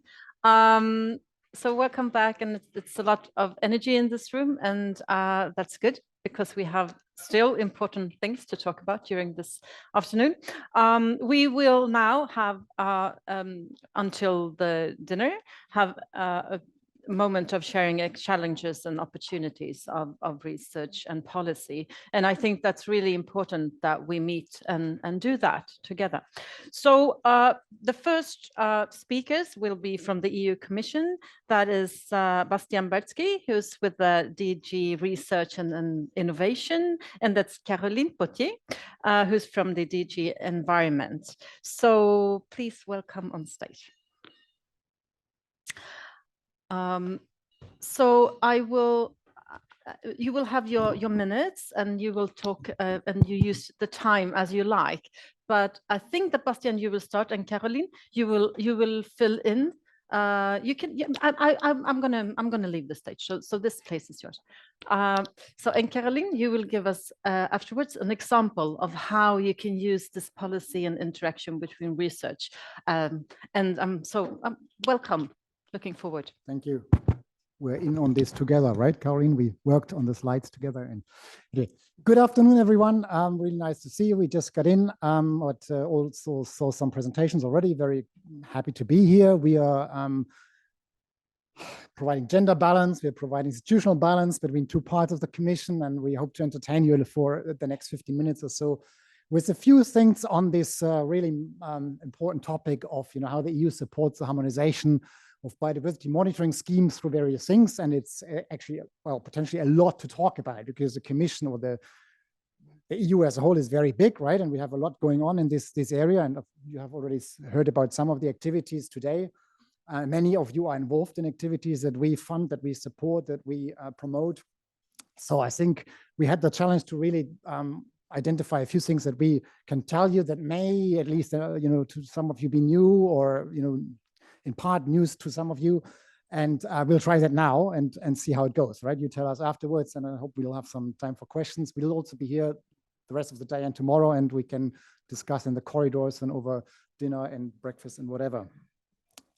Let's get started. I'll start, but in fact, yeah, we've been working on this together. So a really brief summary of the political context. I'll start with that, and also looking a bit at the support across EU institutions and initiatives that we thought are worth mentioning. And then we look specifically at the support we provide through our research framework programs, and then look at two examples to bring it down to something more concrete. And there's one example on marine biodiversity monitoring. Some of you may be involved in that work in one way or another. And also a second example that Caroline will present, a very new EU proposal for regulation on a forest monitoring framework, which we think is exciting and hopefully will fly, you know, unlike some of the other policy initiatives recently. So EU biodiversity strategy for 2030, you all have heard about. I mean, it's full of ambitious targets, fantastic ideas, things we want to improve. And most of these things require some type of monitoring, right? To guide action, but also to measure progress, to tell us how we're doing, how well we are doing, where we're not doing so well, and so on. So that's very clear, and I think it's no news to anyone. But this sits in a much broader context, of course, of EU legislation, old and new policy initiatives where there are monitoring requirements, commitments, needs, including the Environment Action Program, where we have biodiversity indicators such as the Common Bird Index. We have the nature directives, birds and habitats directives, and other EU legislation, such as the Common Agricultural Policy, the Common Fisheries Policies, all requiring some type of monitoring and reporting on biodiversity. The proposal for the new EU nature restoration law, which is somehow stuck a little bit at the moment, fingers crossed that it still eventually will get through. That would have some really nice and neat and new, I think, monitoring, yeah, how to say, like requirements embedded in it, you know, and also help a little bit with the harmonization and reporting, I think. But we can't talk much about that right now. We have the EU Pollinators Initiative, another great thing, an important thing, you know, about pollinators and monitoring them, and I'll come back to that later. We had the EU Soil Strategy for 2030, the EU Forest Strategy for 2030, and we have also then these proposals for various regulations, directives to improve monitoring on soils, and the one on forests, which Caroline will come back to in a minute.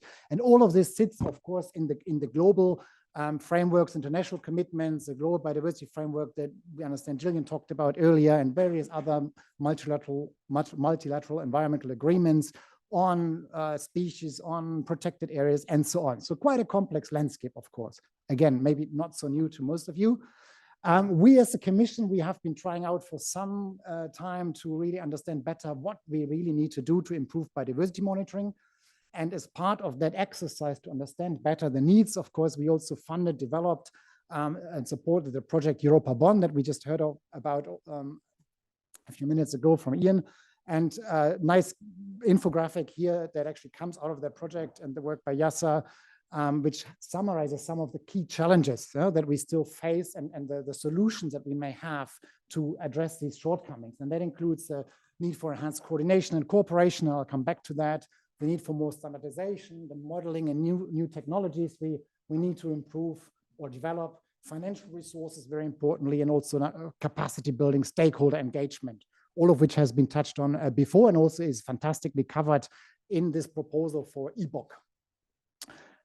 Now looking at the EU level, some of the key actors, including ourselves, you know, include the policy DGs, so Director Generals such as DG Environment, here represented by Caroline. We have also the colleagues in DG Agri dealing with the agricultural world, Mare, Marine, RTD, that's us, Research and Innovation, but also other DGs, all developing, managing projects and in need of good data, monitoring data for impact assessments of policies, for evaluation of policies.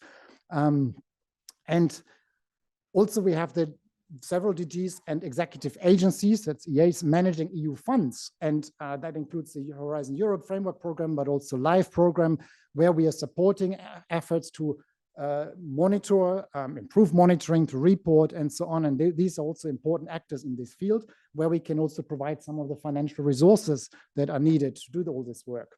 Very importantly, we have the European Environment Agency. We won't be talking about them here today, but they are a critical player, of course, in collecting information and summarizing, analyzing information, working with the member states, engaging with stakeholders, developing standards, and so on. So, and then we have something's missing on the slide, on my slide here, but we have the Joint Research Center, our in-house science service in the Commission, which is also heavily engaged in all of this. They are supporting the design, development, analysis, and implementation of monitoring schemes, and a lot of other work on rationalization and standardization, including under the Water and Marine Framework directives. So looking at better coordination, cooperation at EU level, under the EU Biodiversity Strategy, we have put in place a number of new or enhanced, strengthened bodies, including the EU Biodiversity Platform and its subgroups. There's one on monitoring and assessment, pollinators, and so on, to engage with stakeholders. We have the European Commission Knowledge Center for Biodiversity now, which also has an ad hoc group on biodiversity monitoring, and we'll also have a science service in the future. They all help with coordination, with communication, cooperation, engaging stakeholders. We have, of course, the co-funded Biodiversity Partnership, and you had a presentation from them already today. And we have the Europa Bond project that we supported and that has been working with Biodiversa, EEA, JRC, GBIF on this proposal, but also on EBVs and standardization, data protocols, and all of that. Looking more broadly at Horizon 2020, Horizon Europe, the two framework programs, recent framework programs, we have this aim to increase funding from these programs for biodiversity to 10% by 2026, 2027. And not all of this funding, of course, is for monitoring, but some of this funding goes to monitoring directly, and some of it goes to monitoring indirectly, supporting citizen science, supporting data flows, infrastructures, at the European level, also at the global level, links with GBIF, promoting harmonization, standardization, and interoperability through projects, through calls, where we force, if you like, or encourage projects to advance this. We also promote open access, of course, and fair data in general, but also this applies then to monitoring data and monitoring activities that we fund. And as I mentioned, also citizen science support. Now let's come to the two examples, and maybe give me 2 extra minutes, or us 2 extra minutes if we need. But first example, so marine biodiversity monitoring in Europe. We saw this as a good example because there has been already a very recent initiative looking at how we can improve this. I'm not an expert on it, but I've been told, again, it's a fragmented landscape, lots of challenges, lots of actors, players.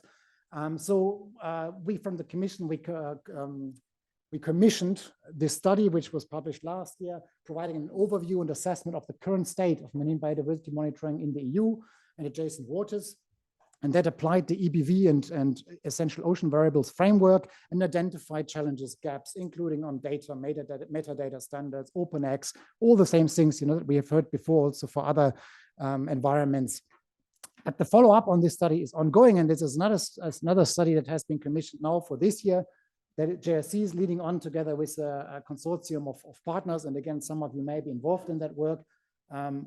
Please tell me over coffee if you're here and involved in that. I would be interested to learn. This project, this study will also develop a strategy and roadmap for an improved setup for marine biodiversity monitoring in Europe.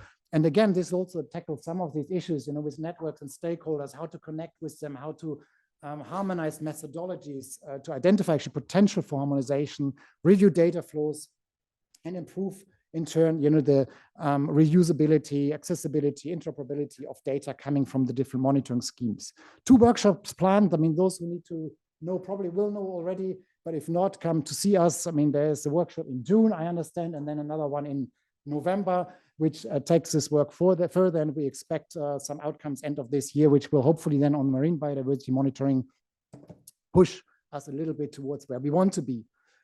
I close by saying that also in parallel, our colleagues have been developing a series of sequential topics under the Horizon Europe Framework Program on marine diversity and also marine monitoring. And in 2022, there was a call launched to which we had various responses, and there's 3 projects ongoing: Obama Next, Marco Polo, Diversi, yeah, I think so. I don't know how they pronounce it, but again, some of you may be involved in that work. Very important. They're looking at some of the things that we need to do in the marine realm, including improving methodologies, ocean biodiversity variables, data flows, and developing also contributing to the global Biodiversity Observation Network. Very interesting work that our colleagues in RTD in the unit dealing with marine environments and water environments leads. And I think very important, and shows that we also have a sequence here of events and a number of studies that go hand in hand with the work at project level. And we continue this work in the future to improve the marine biodiversity monitoring. Over to you, Caroline, and apologies for being a bit fast. Thank you. Good afternoon. So the second example is something different because it's based on a legal proposal. So it is about the proposal for regulation on a monitoring framework for resilient European forests. So this was a proposal adopted by the Commission already last year. We knew that this proposal came too late to be adopted under this Commission, but since it is a technical proposal, the Commission was confident that this work should continue under the next Commission. So for the time being, it's not very well advanced with the co-legislators, but it's an interesting example to show how things can happen at EU level. So the objective is to provide open access to detailed, accurate, and timely information on the status and trends of EU forests. The rationale behind is that for the time being, there is a fragmented and patchy information available at member state level, while more and more policy decisions need to be taken at EU level to address cross-border issues. So the regulation will propose an effective and cost-efficient forest monitoring system. It will include a system of mapping and localization of forest units, and it will strongly encourage and even impose in some cases the use of Copernicus data. It includes a forest data collection framework, as well as a framework to share forest data, including through the Forest Information System for Europe.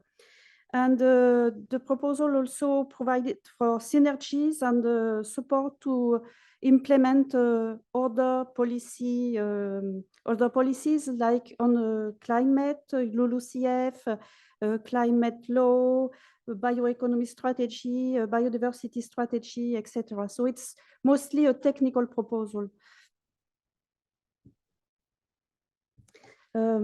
Under this proposal, it was decided to select first a range of indicators that could be supplemented in the next step with other indicators. So under the first range of indicators proposed, you can see on the slide that some of them are closely related to biodiversity. And I will go very quickly through the next slide. So how did we decide on which indicators would be taken in this first range for the regulation? First, colleagues have closely looked at what was already monitored by member states, what was already available at the European Environment Agency level, what we have from the results of research activities, and also we try to harmonize with other instruments. And for instance, some indicators are identical as the indicators we have proposed in the nature restoration law. And for this regulation in particular, colleagues have mainly used the results of two cost projects, bottom-ups and E43, and one project, Horizon 2020 project, Diabolo. These projects were very useful because they included already databases with available data, and they had already addressed a lot of issues, and they prepared the ground, even if initially these projects were probably not designed to prepare a regulation at EU level, but nevertheless, when colleagues screened all the results that were available, these three projects were deemed very useful, and they were mostly used in the preparation of both the impact assessment and the regulation, the draft regulation. The impact assessment explains in details why these these indicators were chosen and the projects which were available. And I would like now just to briefly give some key messages deriving from this example. So the availability of data through existing monitoring schemes and databases was key to decide on the indicators. We know that we need to improve existing indicators to reflect the state of biodiversity and ecosystems, and there is also room to build new indicators in the future, even in the design of the proposals. For instance, the nature restoration law also includes the possibility to add new indicators in the future. And harmonization and standardization of data are key for the selection of indicators that we can use in the legislation. And I wanted to highlight that it is important when designing indicators to think about all levels. EU level is important, but also national, local levels, which also needs in some cases to use data, to use indicators for their own decision-making process. And also the private sector is also very much interested now to have indicators at this disposition. And voila, and at the end also, I would like also to highlight that for us in the Commission, we face a recurrent request to simplify. So it's also a plea to ask to simplify the preparation, the use of indicators, make complex things simple to be better understood. And I will stop here. Thank you very much for your attention. Thank you very much. Thank you. So I'm going to skip the schedule a bit and leave the floor open to questions, but it's obvious now that this is a joint effort. There's a lot of things going on and we all are supporting each other in this. But do we have any questions in the room? This was all crystal clear? Oh, okay. We do have a question. Just a question about the Eurozone Europe, the future call for project, because I am the national contact point of Eurozone Europe. I don't know if the European Commission will launch some call for project to support the monitoring biodiversity in next call, especially the work plan for 2025 and 2026. We know, but we can't tell right now. But in the next few weeks, I think it will become more evident. And I think it's clear that there's a commitment to support more work in this area, the work that is needed. There's also things that have been maybe researched already quite a lot, and we need sometimes to shift the focus a little bit. But yeah, I think there's yes, 25, yeah. Is it published now? The orientation, yeah. Yes, I think it's important that we inform you that yesterday we published the orientations for the work program 25. So yes. It's the first time we do it. It's an opportunity for stakeholder feedback on what we intend to propose as calls and topics for 25. It's not the actual calls, but it's a broader kind of like the direction, right, where we want to go. And you have 3 weeks if you want to react on this. Okay, thank you. I knew there's questions, please.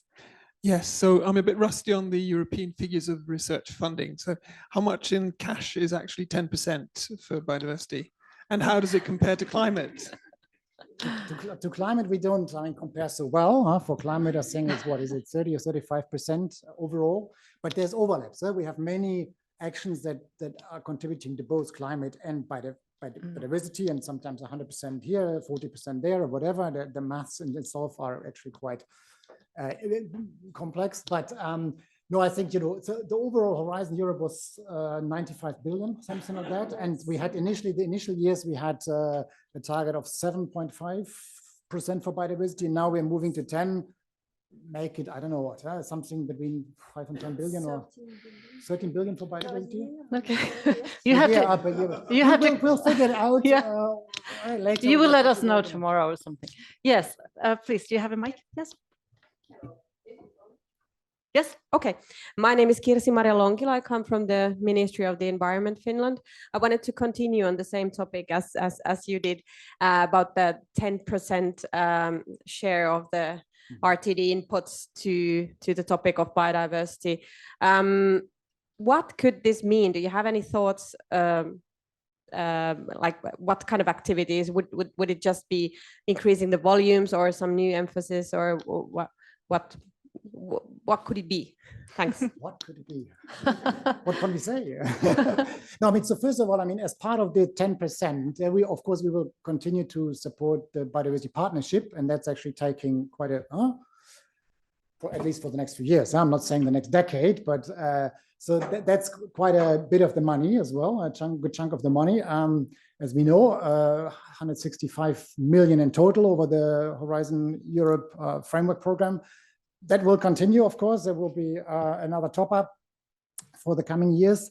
And then, well, what directions? I think, you know, if you look at the orientations, what can we say? I mean, there's probably in the broad area of taxonomy, citizen science, there are things that we think are important still. There's also, I think, how are they called? Cascading funds, like potentially where we want to support others to support third parties to do something. You know better. You have been more involved in it. No, I just would like to mention mainstreaming biodiversity in other parts of the work program. And this is a difficult task because we are trying to have topics on how to address biodiversity in policies like transport, energy, even space, but it's a bit hopeless. So we are trying to mainstream. Also, the cluster dealing with health could also include some topics, but frankly, it's a challenging task. And we still want to make sure that, of course, you know, if it's labeled as contributing to biodiversity, it does contribute. You know, it's not just a greenwashing exercise of saying, oh, we have some projects here and there that now miraculously contribute to biodiversity.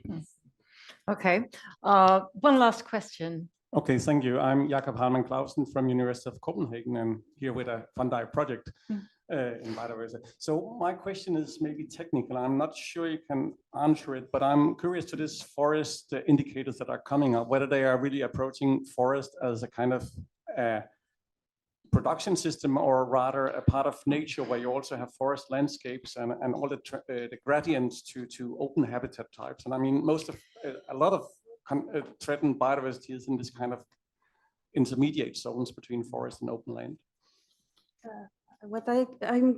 I'm not an expert, but I can tell you already that if this proposal comes from DG Environment, we will do everything we can to maintain biodiversity indicators and in the proposal. If it would have been a proposal from, I don't know, DG Agri, maybe the focus would have been more on bioeconomy, but the fact that it comes from DG Environment is already something giving an indication. But as you know, this proposal has been discussed in the Council, but not yet in the Parliament. We are really hoping that the next Parliament will take it up and work on it. And it also depends on how it will be appreciated by the next Parliament. Thank you. Thank you. Thank you so much for, I mean, the speed and the content. Thank you. We will definitely talk more about this. But thank you so much for coming to this event and this afternoon.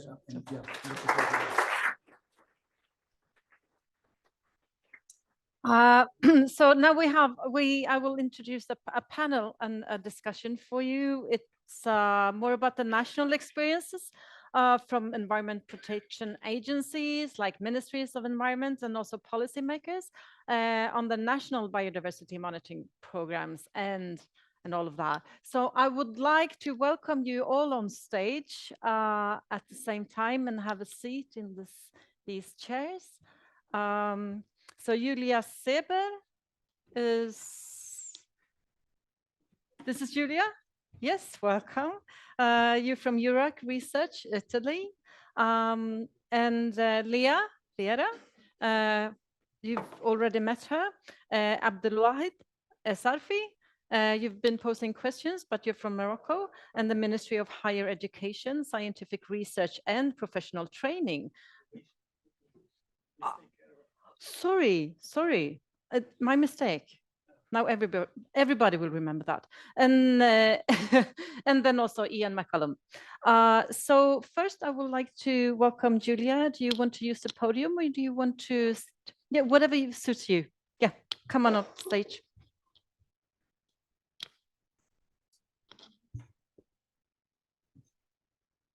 Okay, good morning. No, good morning. Good afternoon, of course. It's already that late. I'm a soil ecologist. I work at EURAC Research, and I'm a research institution subcontracted by the province of Bolzano, which is an autonomous province of Italy. And we have a, let's say, regional biodiversity monitoring scheme, so not a national one, but even a smaller one, which is actually quite new, or let's say young. It's in its 6th year now. And I think I got 2 questions I should answer, right? Yeah, actually, you're right. Yeah. My mistake.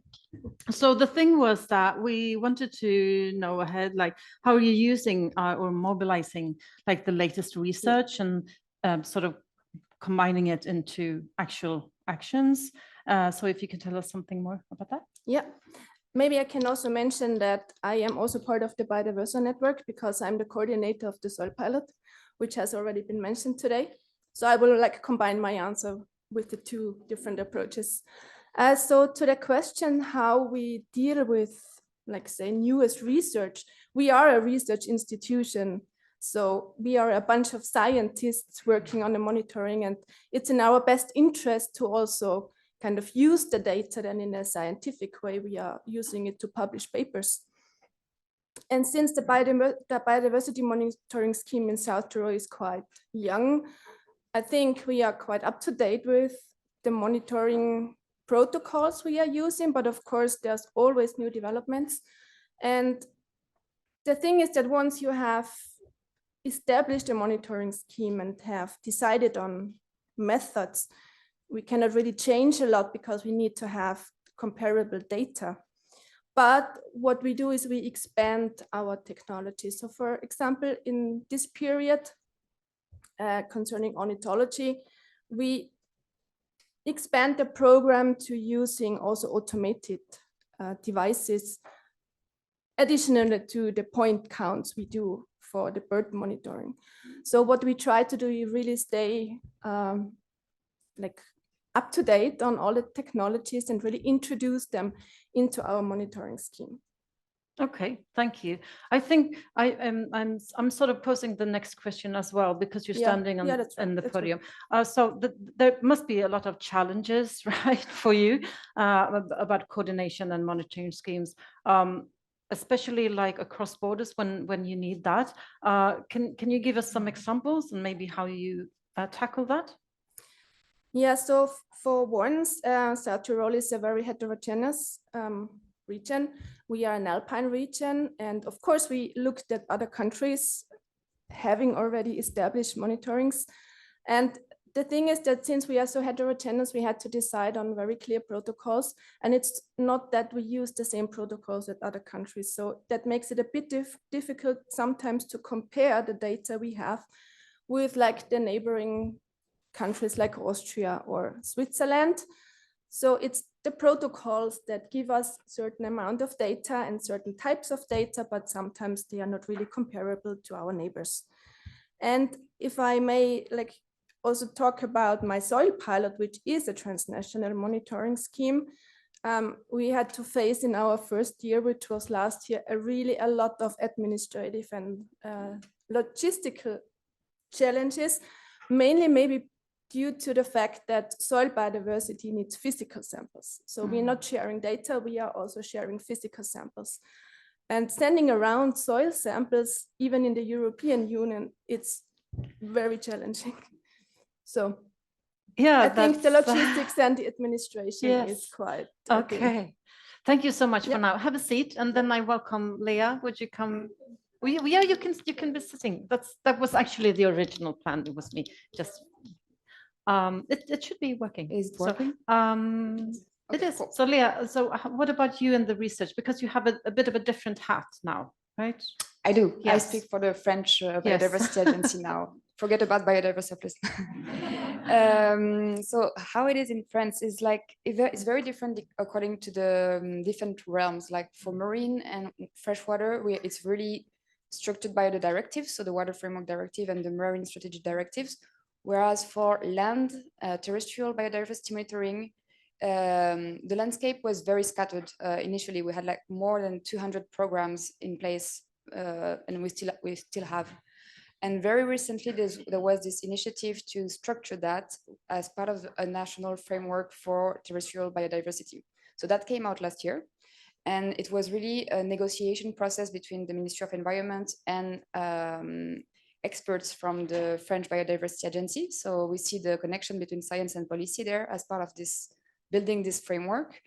And yeah, it provided an overall structure to define what are the priorities. So the priorities were sought to be the EU requirement, of course, and also other national priorities. So this can be national action plans, protected areas, legislative management plans, etc. And so this is like the required base. And on top of that, they added what could be other topics that can be funded as part of biodiversity monitoring, what can be consolidated, what can be expanded. And so anyway, this is all in a big framework, and it's a very interesting outcome, I think. And the main point I wanted to say is like the negotiation that it took to get to there, because the priorities were not the same depending on the stakeholders. And also, so this is to be revised every 6 years. And one of the main objectives of the next revision will be to articulate it with subnational levels, like territorial level, because for now it's very nationally centered. It's really related to like big programs, but the goal is to make the link with, for instance, the monitoring that takes place in protected areas, in regions. And so this is a lot of work ahead of us in the coming years. So yeah, I think it's part of this. There was really the will to make the link with research, and all the research institutes, universities, and also experts from our agency were included in this process of building this general framework. So that's how the link was made, I think. Yeah. But that, like the challenges, do you have an example, like Julia, like very specific about the challenges that we can? Across border, or is cross border? Because this was very national, but at cross border, as part of the, I would go to the pilots then, like Biodiversa Plus pilots, because that was when the goal was to make those challenges raise. And so we had many of them. For instance, in the governance pilot, we've seen that it's not structured the same at all in different countries. For instance, in France, it's very centralized. It means that we have a lot of different stakeholders involved in monitoring, but the French Biodiversity Agency and the Ministry of Environment are organizing everything and steering everything. Whereas in other countries, and I think in Bolzano, it was really the case, you have a lot of stakeholders, but there is not one entity steering all of that. And so this governance differences is not really a challenge, but it's something to have in mind when you try to do collaboration. And yeah. Okay, thank you. Abdelouahid, so what are your, like, first on the topic of research and how you implement that in your work? Yeah, thank you very much. Before give you my opinion, I want to inform you about the biodiversity in Morocco. Morocco is the only country partner in this project. In the beginning of this workshop, we asked about biodiversity in Europe. I think we must also include other regions, especially the Mediterranean region. Morocco is considered the richest country in the western part of the Mediterranean region in terms of biodiversity. This riches is due to the geographical, it's a very important point, and also ecological origin in Morocco. Morocco benefits from its diversified maritime facade. We have two facades, Atlantic facade and Mediterranean facade. However, the Morocco ecosystem and the ecosystem services is affected by multiple pressure, mainly on of climatical origin. So about the main actors in Morocco in charge to manage the biodiversity, we have some public institution. We have the Ministry of Energy Transition and Sustainable Development. It is the focal point in Morocco. Prepare and implement government policy for the protection of biodiversity. We have also the General Secretariat of Government coordinate and prepare some draft laws and regulation about biodiversity. But we have also some institution in charge to implement this strategy and this action plan. The public universities, the private universities, the research centers, private sector, and also association. So I represent the ministry. Our ministry is a partner in this project. We participate in the call for project in the three call launched in framework of this project. Unfortunately, for the first and second calls, we haven't any funded project, but we hope that we can have at least 3 or 4 projects in the third call for project. It is very important for Morocco to create this network between our researchers and the researchers from Europe, and also to have some information about how to monitor the biodiversity in Morocco. Before coming here, I had some discussion with some researchers from the universities about the monitoring of biodiversity. This is a new issue in Morocco. We just prepared a new strategy of sustainable development in Morocco. The ministry in charge of energy prepared this new strategy, and our ministry was contribute, especially the access of scientific research and innovation.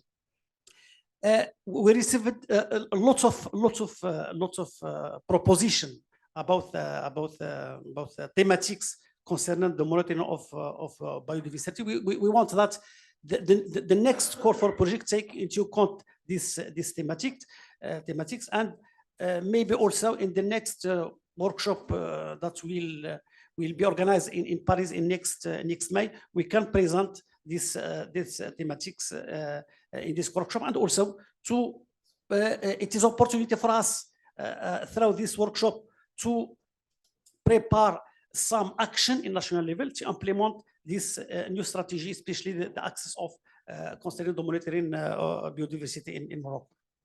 Okay. But can you tell us something about the challenges that you have facing? I mean, you're saying that you're in the beginning of implementing and in the beginning of strategies, but could you mention any challenges that you face? Yeah, the challenges is the coordination of this thematic in national level. This is very important point, and also to promote collaboration action with other countries, because Morocco, we have a new strategy. The problem is how to implement this strategy at national level. This is the first point, and also how to coordinate with other countries, with other partners to work together, because biodiversity is not the issue in national level, but the issue in international level. So the coordination and the discussion between all partners it will be very important to solve this problem in Mediterranean region and also in European level. Okay, it's almost as we've been planning to do this, but Ian, you're sitting next to Abdelouahid. When you hear these people talk about the national challenges and the circumstances, what are you saying because you're preparing EBOCC and all of the things that you talked about previously? So do you have any comments or thoughts on this? Yeah.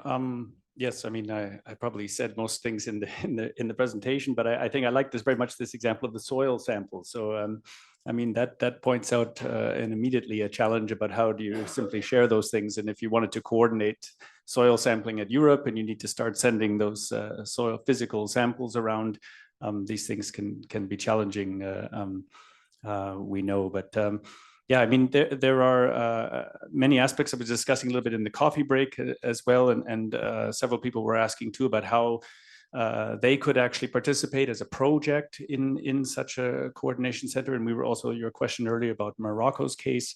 I think so. This preparatory action that will come into place hopefully later this year, which will kind of launch an initial kind of pilot phase, if you will, of such a coordination center. Very small initially, a very sort of initial effort. But at that point, once that launches, this will be very open to input from others. So from also countries who are willing to participate.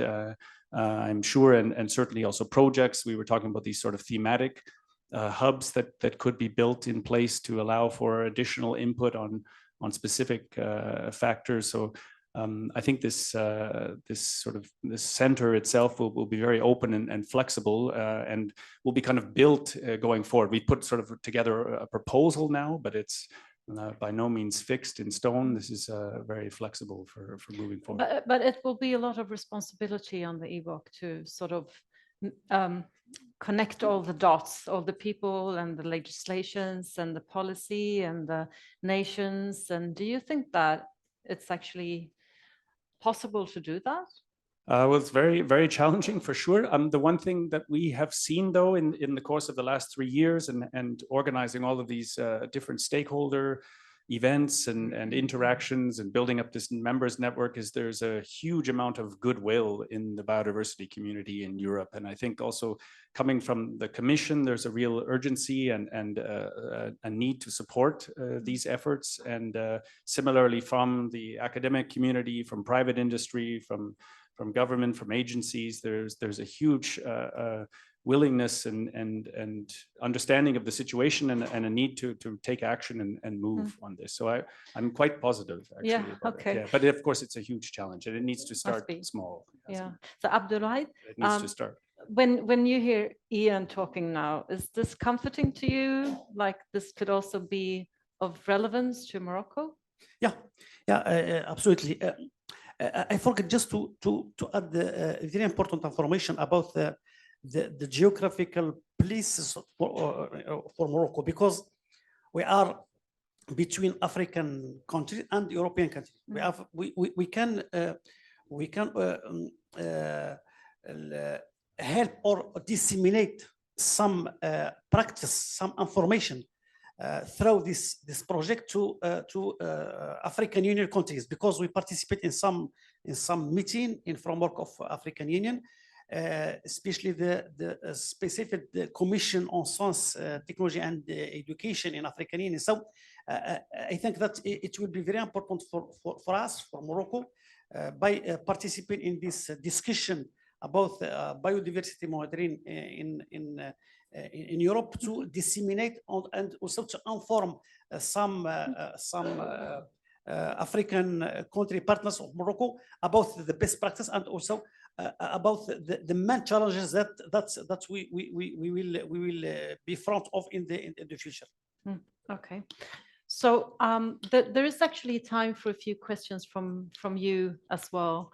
If you have any thoughts that you want to share or questions that you want to raise. No? Yes, please. Hello, I'm Frédéric LEMAITRE. I'm the Operational Manager in Biodiversa Plus for Policy and Society Impact. I had a question around the interplay between scales, because we've heard earlier today about the national reporting to the CBD and what the CBD does with this. We've heard about the foreseen European Biodiversity Observation Center. And I wondered if you could highlight a bit for us in just a few words, the interplay between this direct national to global relationship around monitoring the implementation of the framework and the role of European initiatives like the foreseen EBOCC in this interplay, just to clarify a bit. Thank you. Yes. Okay, thank you. Yeah, that's definitely a little bit of a tricky just to set that up. But I think this EBOCC, the idea is that this is really building upon the existing initiatives that are in place already at the national level. So supporting those who need it. But helping also others who wish to sort of promote and share their data and information in a wider focus. I liked very much the Jillian's talk at the start. So coming from the global framework, I think there you can see kind of a nice connection between going down to the national level and below. At the national level, they're going to be, they have their own monitoring needs and interests, and they should be able to maintain that, but also receive additional support for continued sustainable monitoring, but also potentially enhancing that monitoring. And then the EBOCC would sort of help to kind of coordinate that effort. Possibly suggesting things like standards we were discussing earlier. So there could be options for standards, especially for members, perhaps that member states that are still looking for options, need support, need assistance in that kind of area as an example. But then the linkage up to the global facility. So that for Europe, the EBOCC could be this link to the GBF. How to map that exactly needs to be for sure worked out. But again, when you're implementing standards in this sort of whole process from the national level upwards, one should be able to kind of scale that up. Yeah. Do you have any comments on this or ideas? Or do we? Because I think that we have a question from someone online, right? Osman, can you help us? Oh yes, maybe. Yeah. Can you hear me? Yeah. Yes. Yeah, so we have a question from our online audience. It's Jonathan Yupke, and the question is the data from the EURAC monitoring openly available? I guess it's a question to Julia SEEBER. Thank you. Yes, we are a bit struggling still with our data. Not that we don't have it, but we have a lot of data. It will be available in a database, but you have to ask us for the data. It will be available then, but only upon request at the moment. Okay, so you need to spread the rumor that it is actually available. Okay, yeah, thank you. But that's very important, though, that data is shared. And for sure. But how are you to use the data amongst different? I mean, different countries collect data differently. So, could somebody tell me that I'm not used to this subject, but how do you deal with those differences? I mean, how do you actually? How can something actually come out of it, even though the data is collected differently, sorted out differently? So how does it work actually? Julia, Julia? Well, I can start on it. Yes. So there's always like a least common denominator for everything. I can more or less, reduce the data to a certain level where I can use it like on a transnational level. The other thing would be, as we would do in the soil biodiversity monitoring pilot, that we tell everyone to use the same protocol and then, of course, get more or less the same data from everyone. But both things are really a challenge. So I don't know if there's a really good solution to that.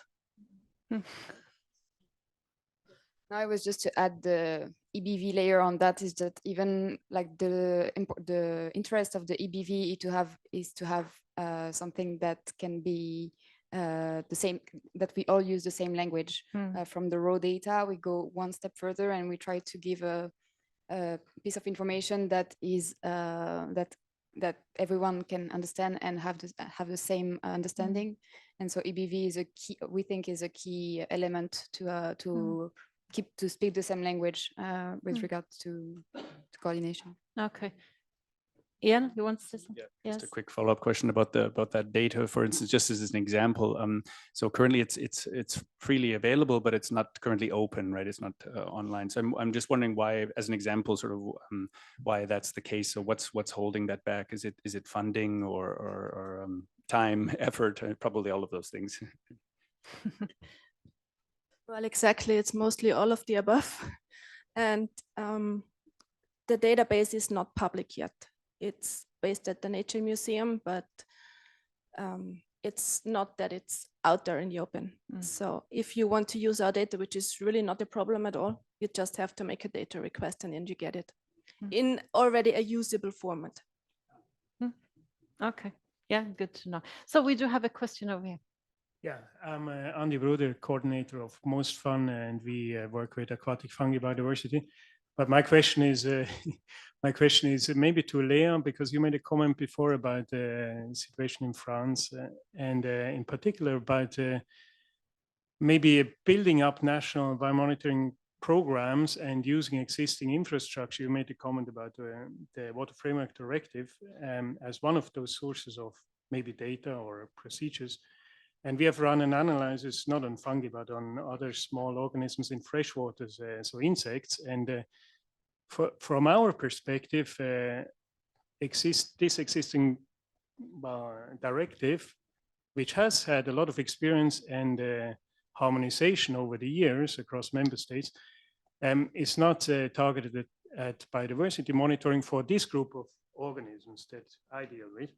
And so the question is bigger than that. The question is when we build a national biodiversity monitoring program or scheme, how much should we rely on existing directives? What Framework Directive is one, but also Habitat Directive or others. Or should we go on a different concept? Can be EBVs, can come from a different direction, right? And in our analysis, where we compare that on a global scale and published, it's out there, we saw that there is a big overlap, of course, between the approaches, and a lot of synergies in that sense, but the goal being different, also at some stage, those approaches separate. And I think we need to be conscious of that, of the differences, and when we assemble existing knowledge and approaches for a biodiversity monitoring program. Yeah, I completely agree with this, because that was a big topic in this construction of this framework, the different visions of what biodiversity monitoring should be. For some, well, let's say it's for the Ministry of Environment, it was really about the requirements, the legally binding requirements. And for more like experts, there were other things that could be done to go beyond that and to even because we know that some things should be monitored already to have the data later. Like in terms of temporality, it's important to start now, even if now is not a problem. So we have this discussion, and actually last year we had a big conference to put all the stakeholders together in the same room to say, okay, how do we define the priorities? So that was a very interesting exercise, and nobody agreed. But that's the thing. Also for freshwater biodiversity in particular, because as you said, it's not really the goal of the Water Framework Directive to target the biodiversity, so it's just offset. But it was a question that should we put it in the land, in the terrestrial framework then, but then it's not land. So it's also because there is also still these silos. They are still there. So it's hard to go beyond that and to do the connections so far. So I don't have the answer, but it's definitely a big topic, I think, in France as well. Thank you. And you mentioned the second topic that will be interesting to talk about is these silos in ecosystem types between freshwater and forests. Caroline had some examples before from the Commission about forests and how we should look at them, whether in silos, freshwater biodiversity, terrestrial biodiversity, or, well, my preference would be more integrated. But then again, we hit the reality of political programs and ministries that might still be separate. But that's a different discussion. I don't know. No, but it's also interesting because there are some ecosystems that are then in between, like coastal ecosystems that are a bit marine and bit terrestrial, and then nobody actually does it. So it's I think it's something to think about as well. Yes, definitely. And you have all these legislations, and they are sort of made in silos. So you would have to, if something gets in between, or even they are talking against each other, the political documents. So what to do then? It's going to be a lot of work. But I do think there's a lot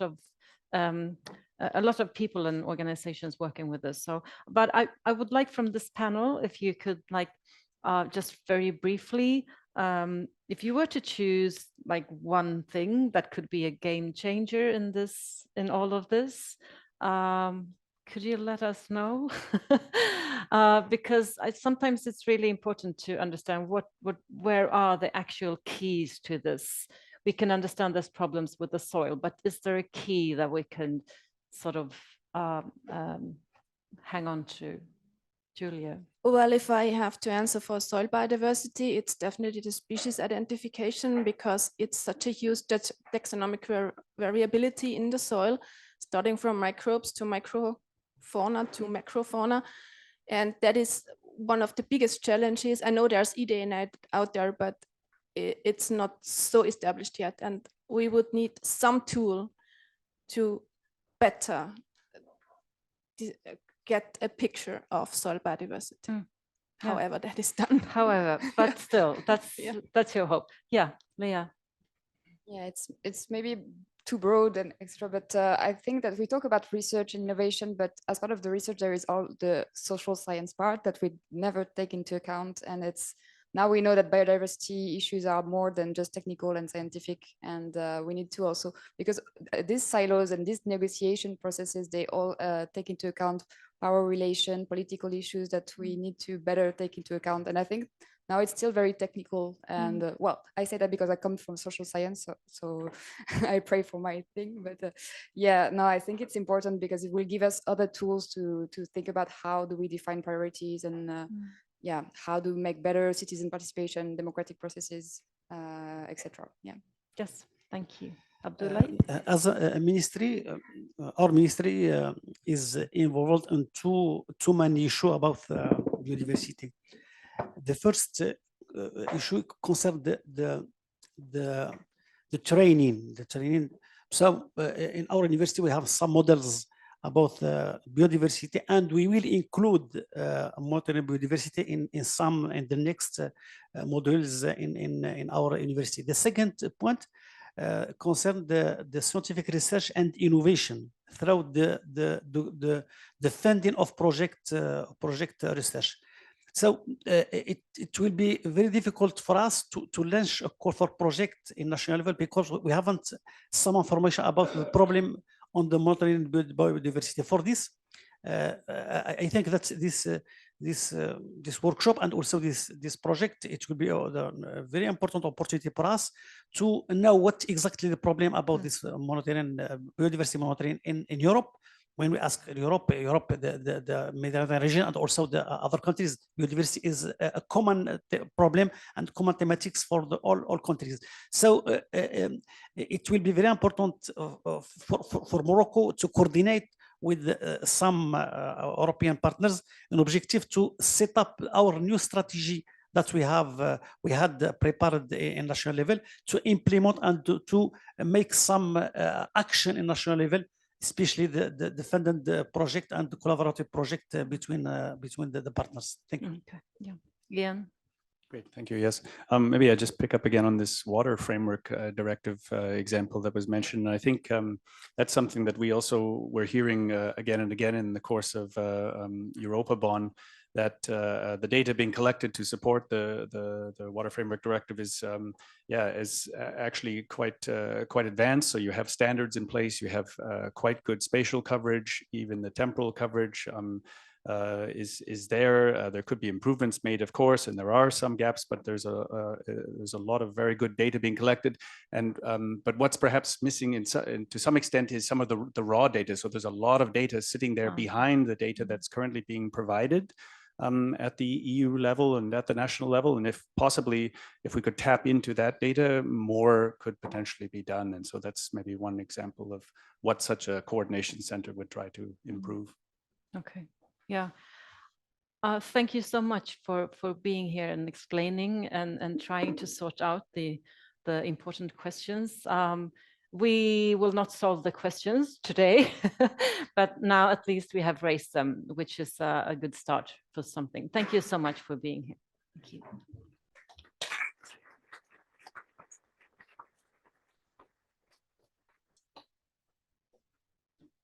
So now we're off to our last panel discussion, and can I ask some of you to join me on stage? I would like Frédéric LEMAITRE with the first one. Florian, is that you? Please welcome on stage. I'll try to introduce you better. And oh, please have a seat. And then there's a Benjamin, right? Will you have a seat in the middle there, Benjamin? And then this one, close to Florian. And then Brett, right? Sorry, there's a lot of people on stage right now, but you do have they're mentioned right in the program, so you can help me out if I'm mistaken. But so this last session is about like a lot of the projects that are going on, and these are all examples of things going on. And some of you have not yet really started, as some of you has already ended. And here to sort things out, we have Frédéric LEMAITRE from Biodiversa Plus. So he will start, and then we will continue with the projects. And I'll try to introduce you as you come along. Is that okay with you? So Frédéric, the floor is yours. So as mentioned before, I'm the operational manager for society and policy impact in Biodiversa Plus. And the purpose here is to introduce this roundtable around future and past projects and how they have contributed to developing monitoring capacities and knowledge. And I thought for a bit of fun, I actually use a bit of novel technology myself. So I asked to artificial intelligence image generator, what is biodiversity monitoring? So key messages here, biodiversity is mostly butterflies and flying. I hope you have hats and boots ready, because like key part of the equipment. And I also hope you're ready to bring your desk in the middle of the forest.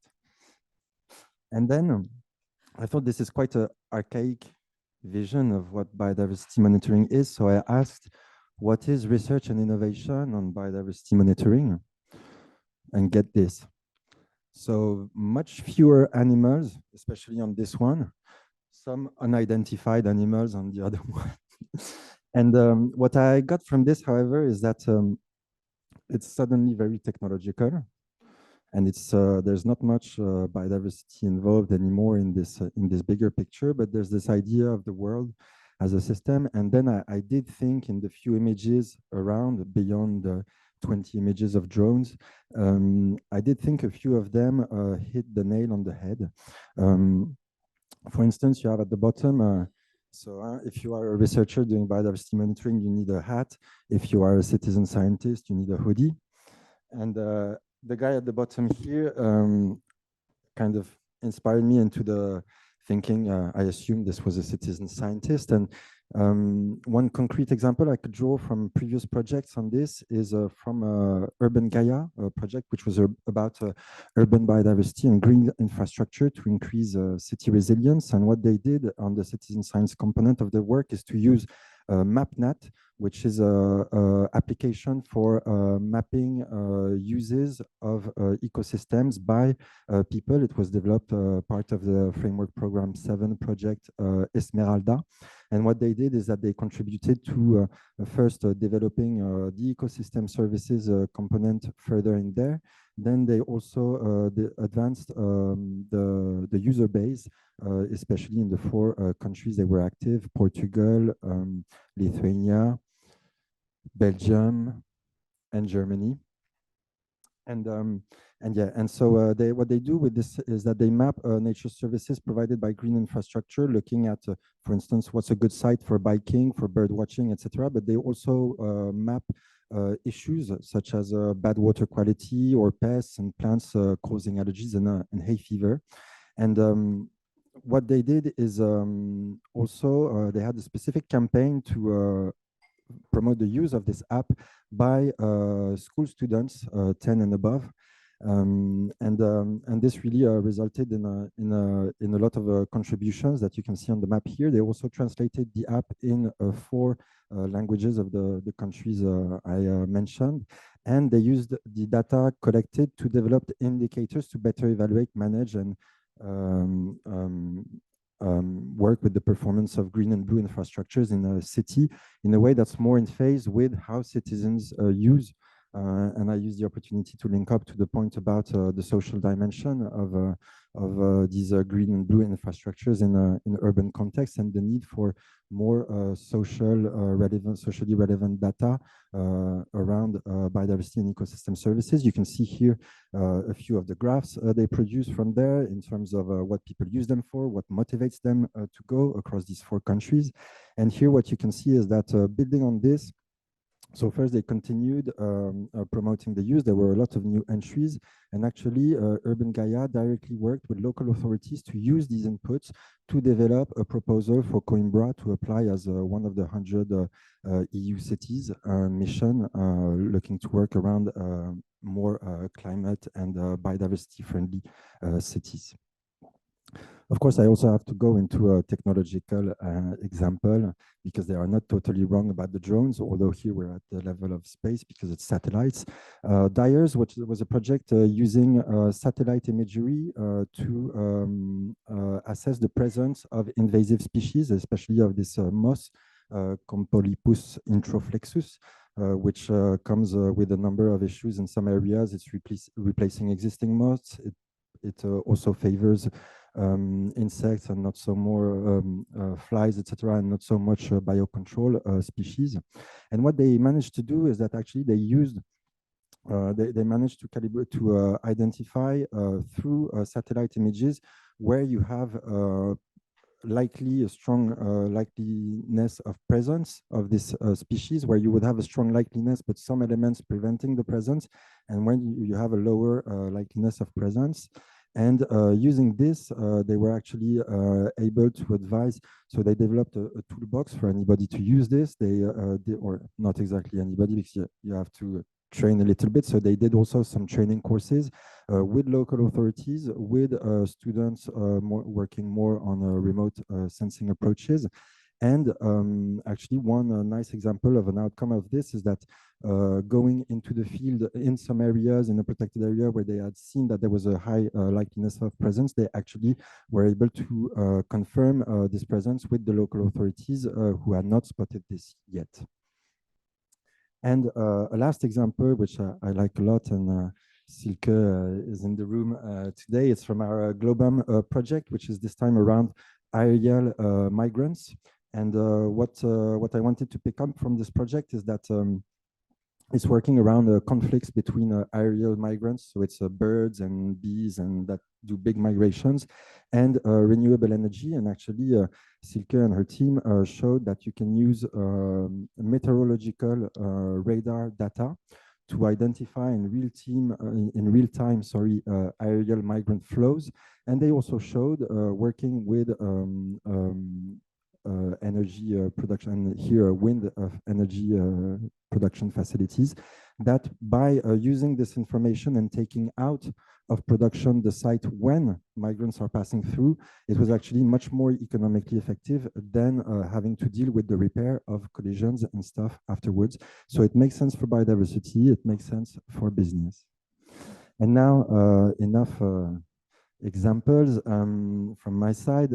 As you've heard today, one key aspect of why we're here is the BiodiverMon, biodiversity monitoring call, and the projects selected. So As mentioned earlier on, there are 33 projects selected. You can see here, I did a quick word cloud about the main elements. They're obviously about biodiversity monitoring. They're about developing new approaches, methodologies, tools. They're about integrating things as well. They're about different environments. You can see marine, soil, forest, etc. They're about different approaches from citizen science to remote sensing, to the use of artificial intelligence, etc. And I'm really delighted to have the opportunity to hear a bit of them today, to hear also a retrospective from another of our bird projects represented by Brett. And for those of you sticking around tomorrow, you'll be hearing a lot more about these projects, and I hope you're as excited as I am. Thank you, Frédéric. So very interesting to hear like this overview. Now we can listen to at least 3 of the projects that will be starting soon. So I will introduce Florian SCHNEIDER, Institute for Social Ecological Research and coordinator of the ENABLElocal project. Can you tell us what more about what is it that you're aiming to do, the prospects, and Yeah, sure. So maybe the particularity about our project is that we're not really aiming at integrating across the different national levels, the different national infrastructures to the European level, but we are going down to the local scale of conservation and land use management, where we are going to work with stakeholders at the very local level in decision making and conservation management, and discuss in stakeholder workshop formats what are their challenges and also motivations to work with biodiversity data. What do they actually need for their practical decision making and for implementing actions on the ground? So the goal is to make biodiversity monitoring data relevant for this local scale and for actions at the local scale. And so it's about improving the data flows from the monitoring infrastructures to the local level, but also enabling people at the local level to enter their data sources into those data infrastructures, because there are a lot of biodiversity data present. If you consider NGOs that work with a certain habitat types, or also private landowners and organizations that manage and maintain land and have a motivation to do that for improving biodiversity. They own biodiversity data, but they are not really well connected to biodiversity data infrastructures. And this is something we want to improve as well. And by doing so, and by doing this is in a stakeholder approach, we are also aiming at providing input for the development of biodiversity monitoring infrastructures to make them more relevant for practice on the ground. So give some hints, some ideas on what is actually needed by decision makers at the local level. And we are working in 3 different national contexts. So it's a rather small project, and we are also trying to find some cross-cutting themes, some cross-cutting challenges. But we also, in this small setting with three participating countries, we are already realizing there are big differences in how everything is structured and organized. So I'm really looking forward to finding out more about that, but also connecting it to all the initiatives that are here in this room, to all people and data that are available, and people who are working on this already. Yeah. Yes, thank you. So maybe I'm a bit tired now, but what the countries did you Yes, mention? I didn't mention, no. It's in Germany. In Germany, we're working in orchard meadow system that's very common in the center of Germany. We are working the Czech Republic on a biosphere reserve, mainly in forest ecosystem, and we are working in Sweden with Lund University, looking at sandy soil habitats. Okay, but can you say something about your expectations on this? Is it, I mean, is it like, is it also a project that aims for communicating the topic itself on biodiversity, or are you actually aiming to get research done by civil servants? It's kind of both, but maybe low-key expectations. So the first goal would be to improve local scale decision making by making use of data that are out there, but also enabling people to provide data into data infrastructures, and that's the capacity building part. So we are aiming for capacity building in those local settings, and connecting the local settings to like one level up to the national level, or also like sub-national federal state level. That's the main focus here, I would say. Yeah, very interesting. Thank you. Thank you for sharing. So then I leave the floor to Benjamin CRETOIS. Is that correct? That's correct. Something like that. You're from the Norwegian Institute for Nature Research, and you're the coordinator of TABMON. Co-coordinator, actually, like Caroline Royston, who's here. He's also leading the project. Co-coordinator. So you're both here. Thank you. Can you tell us about what you're planning to do now? Yeah, sure. So in the TABMON project, we'll be collecting quite a lot of data, a lot of acoustic data. So we'll be placing acoustic recorders throughout Europe. So we'll be placing about 130 acoustic recorders. So in Norway, the Netherlands, France, and Spain. The goal is to collect as much acoustic data as we can. So we'll be focusing mainly on bird species. So we'll be tracking the migration routes of birds using acoustic, and we'll be also monitoring night active species. So that's species for which there's not much data available because they are active at night, and there's not many citizen scientists who are going at night recording data. So we estimated that we'll be collecting about 200 terabytes of data. So that's quite a lot. So a second stage of the project will be to use some AI tools or some AI technologies to make sense of this data. It's not possible to go manually through 200 terabytes of sounds. So we'll be using some automatic methods for detecting birds, detecting bird calls, for instance. So we'll be basically deriving some metrics from the data.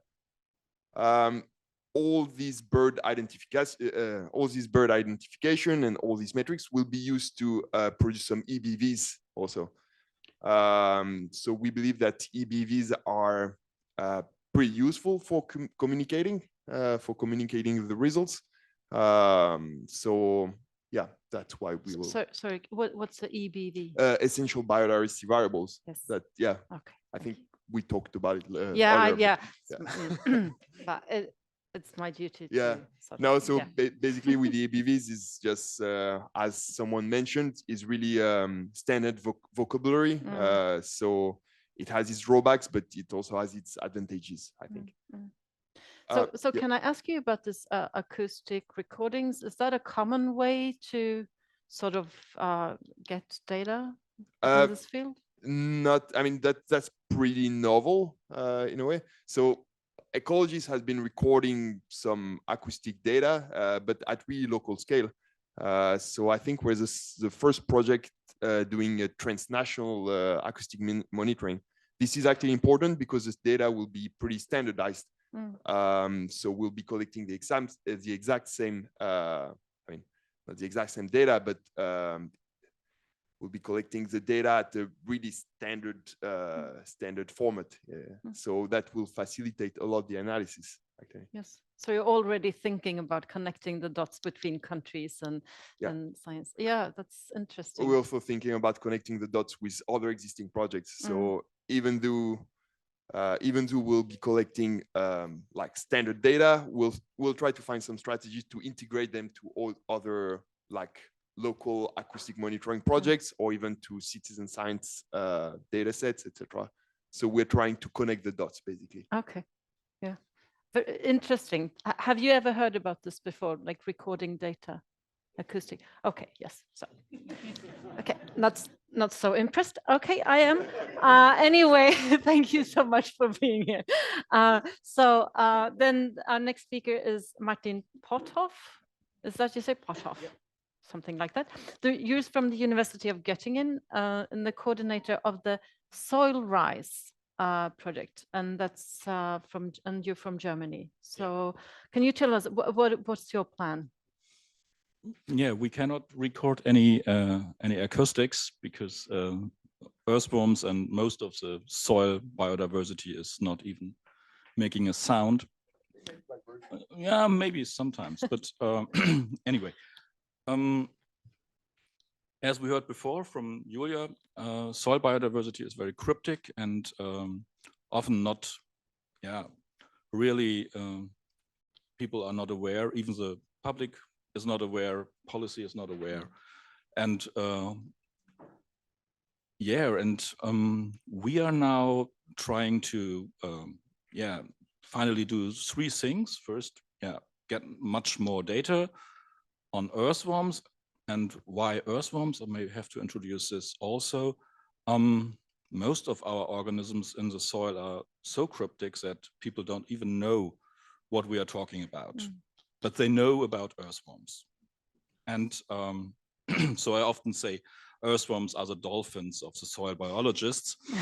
And that's why we are again taking the earthworms. And even from a scientific point of view, it's not so trivial because even though earthworms are the most prominent soil organisms, we still are very, let's say, vague concerning the taxonomy of certain groups.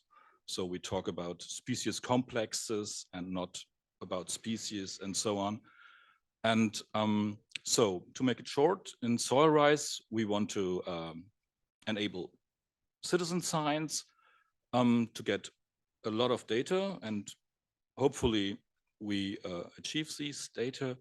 And with an approach on barcoding, we want to get into these taxonomic, let's say, uncertainties, which are also across Europe not really clear. So different countries have different keys and maybe the same species, and end up with different species because of these keys and so on. And finally, the third thing we want to do is to do research on the effect of our, getting the public involved in this and how the citizen scientists later on maybe change their attitude to soil or their awareness to soil. And I have to add, we are in France, in Ireland, and Poland, Austria, and Germany. Okay, interesting. But the earthworms are nice. I mean, they're cute. So I think it's a good move. Yeah. Thank you so much for being here also. And the three of you, you haven't really started yet. You're about to start, but Brett Sandercock, you're here, and you are already ended your project, right? Did you want to show us some slides? No, you just have the notes. Okay. But you're from the Norwegian Institute for Nature Research and the coordinator for the project Future Bird Scenarios. So tell us, what has happened? So thank you. So I can tell you about a completed project.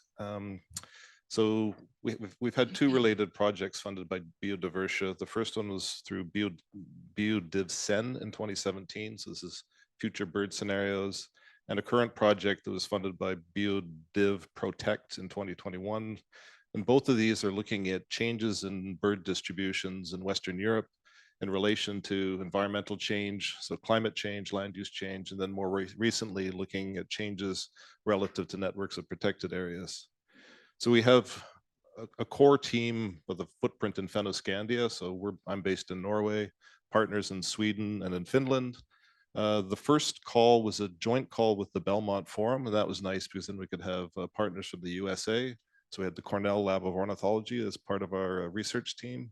And then the second call, we expanded our network, and we now have partners in Denmark, Spain, and also in Switzerland. So we're working with birds. So we have the advantage that there's a wealth of data. It's a bit embarrassing really for biodiversity monitoring, but there's a lot of information from standardized sampling protocols, and then also growing amount of data from citizen science projects that we can also integrate into our analyses. So our research results met 3 of the targets of the Global Biodiversity Framework. And so I can tell you a little bit how we solved this challenge of translating our science into policy recommendations. So the first GBF target, managing areas to reduce biodiversity loss. One of the things we were wrestling with was trying to come up with what's a good metric for community change. So we hit on the idea of a community temperature index. So basically what we're doing is we're taking surveys of birds at different sites. You can weight the relative abundance by the average temperature of those birds in their non-breeding range. And then you get a temperature index for the community. So we can look at both the changes in the mean and the variance of that index to get some information about the community turnover. So what the work showed is that the protected areas play a dual role. They're both helpful for retaining cold adapted species and then also facilitating colonization for warm adapted species. And then it turns out that the protected areas that have management plans they were funded under the EU LIFE program, they also tended to have less community change. So the policy implications are that these protected area networks then play a role as an adaptive strategy for mitigation of climate change. So our results from our Biodiversa project became part of the knowledge base. They're cited in the 2022 report of the IPCC. I'll admit you have to flip through to page 138 to find our research results, but they're in there. And you can be sure that we reported that to the Biodiversa as one of the outputs from our project. They were also in a 2022 report from the African Eurasian Migratory Waterbird Agreement. And then we disseminated a lot of this results to policymakers through a digital webinar that we had during EU Green Week 2 years ago. Another GBF target we addressed was minimizing impacts of climate change on biodiversity and building resilience. So one of the core findings from a number of our papers, perhaps unsurprisingly, is that there's heterogeneity among species and how they respond to climate change. So the key policy document that came out of our project was contributing to a review of climate change and the effects in the Baltic Sea region. So we had a review article that summarized the knowledge base for all the effects of climate change in that region. And then that was used to create a fact sheet through the Helsinki Commission, which was targeted at policymakers. Really nice graphics, simplified language, quite different than writing a scientific article. And it had 3 pieces, of which one of the sections was the ecosystem responses, which included our work on water birds. So the 2 main scientific findings were changes in the timing of migration. So that has policy implications for hunting regulations, for harvest of migratory water birds, and then also evidence for changes in distributions, which has implications for protected area management.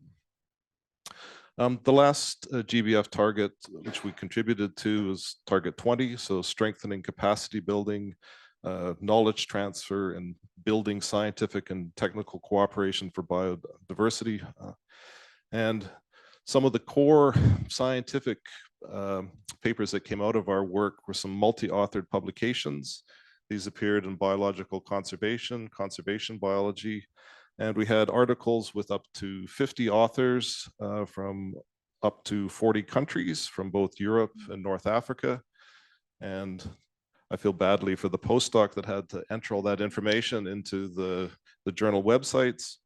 But we got there because we're including a lot of the national coordinators as co-authors. So they're part of the science, but then they're also the stakeholders in our project that are working at the interface of science and management. So engaging a lot of those coordinators in the science really helped with capacity building, ownership of the data, and also building international support for some of the policy recommendations that came out of our project. So with that, thanks to the Biodiversa for the continuing support of our projects and for the invitation to be as part of this panel. And good luck to all of you in your new projects, and good luck with developing the policy implications from your new results. Well, thank you. Thank you so much.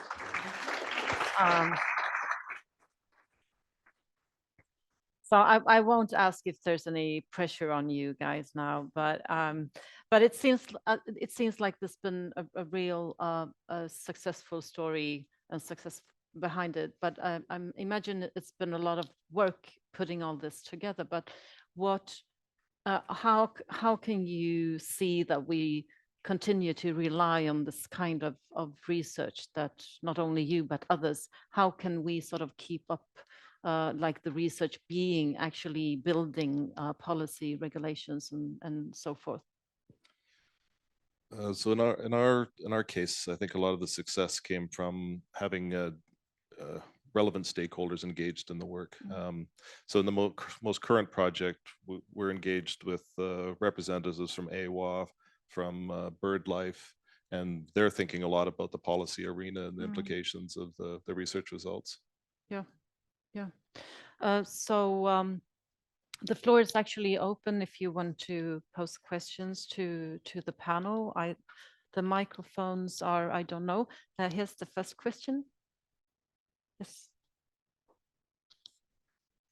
So Henrik Lang from the Swedish EPA. I have a question for Florian. So I seem to remember you talked about involving local decision makers in the project and somehow moving them towards including biodiversity aspects in their decision making.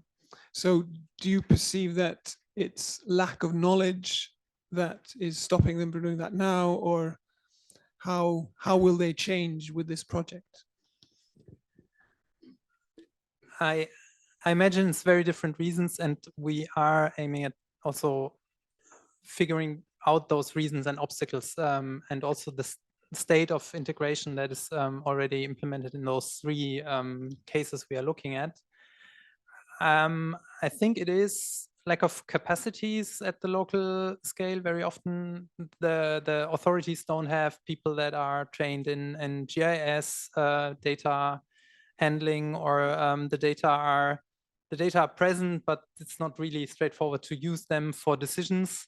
So they need to be translated and analyzed. So it's lack of capacities and not so much lack of the data itself. And it's also, lack of knowledge of existing data infrastructures and data tools, for instance. So we are also looking at how can those concepts for biodiversity monitoring that very often are developed at the national level be broken down to meaningful terms at the local scale. That would be one aim also to discuss how decision makers at the local scale can make sense of concepts like essential biodiversity variables, which are kind of high level, but need to be translated. That's the whole idea, need to be translated to the small scale as well. So I think it's very different reasons why data are not used or not provided into data infrastructures. And we hope to find out more about those reasons, obstacles, and how to address them. Yeah. So I do have a question to all three of you, but maybe you did answer it a bit. But if you think of like 5 or 10 years ahead, and you're at the end of your project, you've already done what you thought you were doing. So what could be a wider changing policy or society? What could you actually have been contributing to it and helped achieved with your projects? Can you imagine something like that and share with us? Martin? Is this one also working? Yes, it's working. Okay. Yeah, as I said, so the goals of the project are quite clear. So raising awareness in the public for soil biodiversity and improving the number of data and improving also the quality of the data that is available. But maybe we can use this panel also to think about the role of science in it, because this is one thing that I had in my mind when I was sitting around the afternoon and listening, that we have a lot of organizations and also administration organizations, and you are working with such organizations also now, are doing kind of monitoring, holding data, and and it's from my perspective a kind of jungle that I don't even know who's holding. So when I look for earthworm data, then I came across a Bavarian authority that is doing monitoring for earthworms since decades, and nobody knows about it, and so on. So it's how can we achieve these data digging, for example?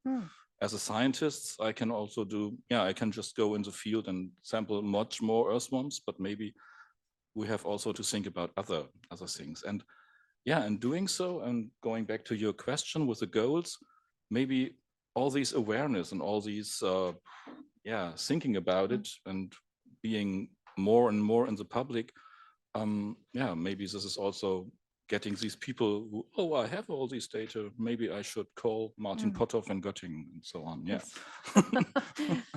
This would be great. That would be great. Send the message. Yes. So for us, I think like the concrete effect would be like to validate acoustic methodologies also. It's pretty new in ecology. So we would like to validate that. Then beyond that, we would also like to, by drawing the essential biodiversity variables out of our data set, we would like to inform policymakers, for instance, on migration routes, like bird migration routes, or what needs to be protected or not. And then providing data to the scientific community. I think we'll have an extensive data set. So we would like it to be used, not just to be used during the duration of the project, like to be used afterwards. If someone continue acoustic monitoring, for instance, it could be integrated to it. And we're also working on standardization protocols for acoustic monitoring. So if someone continues again on acoustic monitoring, then this person or this group, etc., could easily integrate our acoustic or reuse our methods into their own work, basically. But can you vision policy changes coming out of your research? It depends on the politics. Okay. It's like what we'll do is to inform based on essential biodiversity variables. So we'll give some essential biodiversity variables to policymakers, basically. So what they do with it is basically up to them. If they want to, if we find out that, for instance, birds are passing through this route, then it doesn't need to be protected or not. We can't do anything about it. We can just inform. Sorry, just going back to Brett, do you agree on that? Or do you think that also as a scientist that you can push and you can sort of put the information and communication tools into the hands of politicians so that they could fully understand things more? I'm not sure, but so Ben is my colleague at Nina, so I can't cut him off at the knees here. So but I'm sorry if I'm but no, but you're quite right. Because I think that from the approach that I hear that you've been having was a bit more aggressive. Can I say that? So I think so. For us, for translating the science results into policy recommendations, what's been helpful is having partners that are working in that arena. So I think that for a lot of us, if you're trained as an ecologist, the science is the easy part of the biodiversity proposal. or project, but it's the policy recommendations that are really critical for the success of the projects. And so in our case, the success we had is a lot because of the partnerships we had with other organizations. And the current work working with BirdLife and working with AWA, you know, they're aware of the legislative calendar. They're also aware of the knowledge gaps for where the scientific information could contribute to policy development. So that's been really helpful in developing the new work. Okay. Yeah, thank you. Florian, if you were to sort of vision in 10 years' time. Yeah, I mean, we are talking about building up infrastructures for biodiversity data and biodiversity monitoring, right?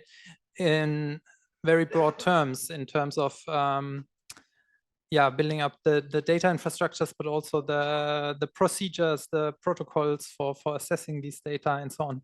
And I think it's very important to realize, and I think in 10 years of time, we hopefully have a better idea of that. It's important to realize that infrastructures are not just something that we build and then it's there to be used. It's something that's constructed for a purpose, and this purpose is already built into those structures. So that's the responsibility of us as scientists, as researchers, to now consider what this purpose might be and should be. And the way we build it, it will also have an effect on what kind of decisions we can make built upon that. So how can we, if you compare it to a system of road infrastructures, how can we not only build the highways across Europe and connect those nicely, but also connect it to all the regional roads, to the small roads and tracks and pathways across the forest, because it's all one network, one infrastructure in the end that needs to be constructed. And this is my idea, that maybe in 10 years of time, we have a framework that works like a network of roads and not only a network of highways or like main lines. That's a very good way of putting it. That gives us a vision. Thank you for that. So, Frédéric, when listening to the projects and their ideas and thoughts, how can Biodiversa Plus help in supporting these projects and their visions? By sticking around. For a start? No, yeah, so the obvious answer, obviously, one of our core functions is funding research, setting up these transnational schemes. So it's transnational, and it's not only transboundary, geographically speaking. You've heard they involve stakeholders, what you mentioned a bit less, but they involve different disciplines as well. So it's offering an opportunity, a space and money to do this work, because it costs a lot to do this, and it doesn't start off easily. It gets better with time, but it doesn't start off easily, I'm told. And then I think it's really emblematic, the different things you said, actually, all of you, because we've heard from you, it's a very local based and policy driven from the needs. We've heard from Martin that nobody cares about earthworms in policy. So actually, it's the spectrum of the type of things we try to support. Policy relevance is responding to policy needs. It's also bringing to the agenda policy topics which policy doesn't know it's a topic yet.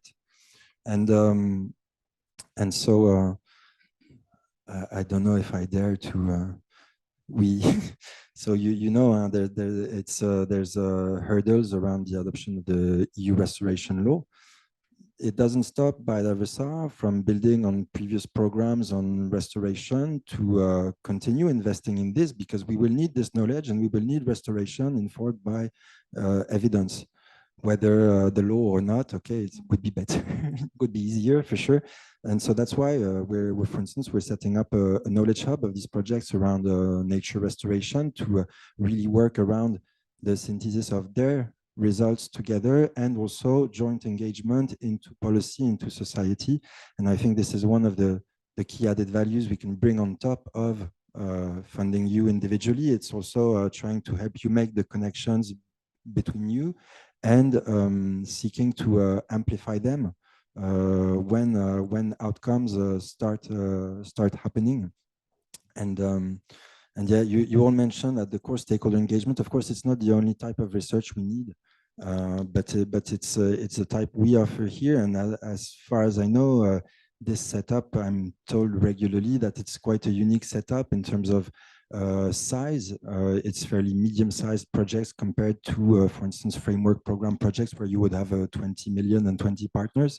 Here, it's more like you have 1.5 million and 5 to 7 partners. And actually, it's the right format to initiate these discussions and start developing proofs of concept, kind of. And yeah, which means then it's also we've heard supporting the harnessing of novel technology and connecting this to applications in policy. And so, you know, being better at tracking biodiversity and being better at making decisions about biodiversity conservation and management.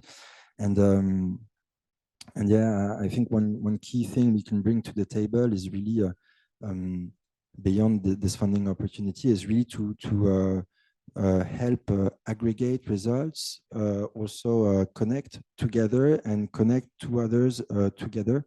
This is why on Thursday, for instance, we're having a clustering workshop between these projects. It's about identifying what they have in common, where it would make sense for them to connect, and how they could be stronger together, and how we can help them to be stronger together. And I think it's very emblematic of the type of things we do. And also, of course, we first there's a selection phase, so there's evaluation criteria, etc., and it's no fun. And then once projects are selected, I think we really try to switch and to be not selectors but supporters, because our impact is what you do, and our capacity to harness what you do and bring it with the voice of Biodiversa and all the initiatives we connect with, bring it to the European scale, to the global scale. I think it was amazing to hear how you connect with the GBF targets, but the reality is that a single project cannot report against GBF targets. You need common centralized entry point, and so that's a bit what we've heard today on these aspects. So that would be my take on it. Yes. Thank you, and thank you all for joining us and presenting and sharing with us your thoughts and ideas on your projects and on the future. So thank you, and I think they need an applause, right?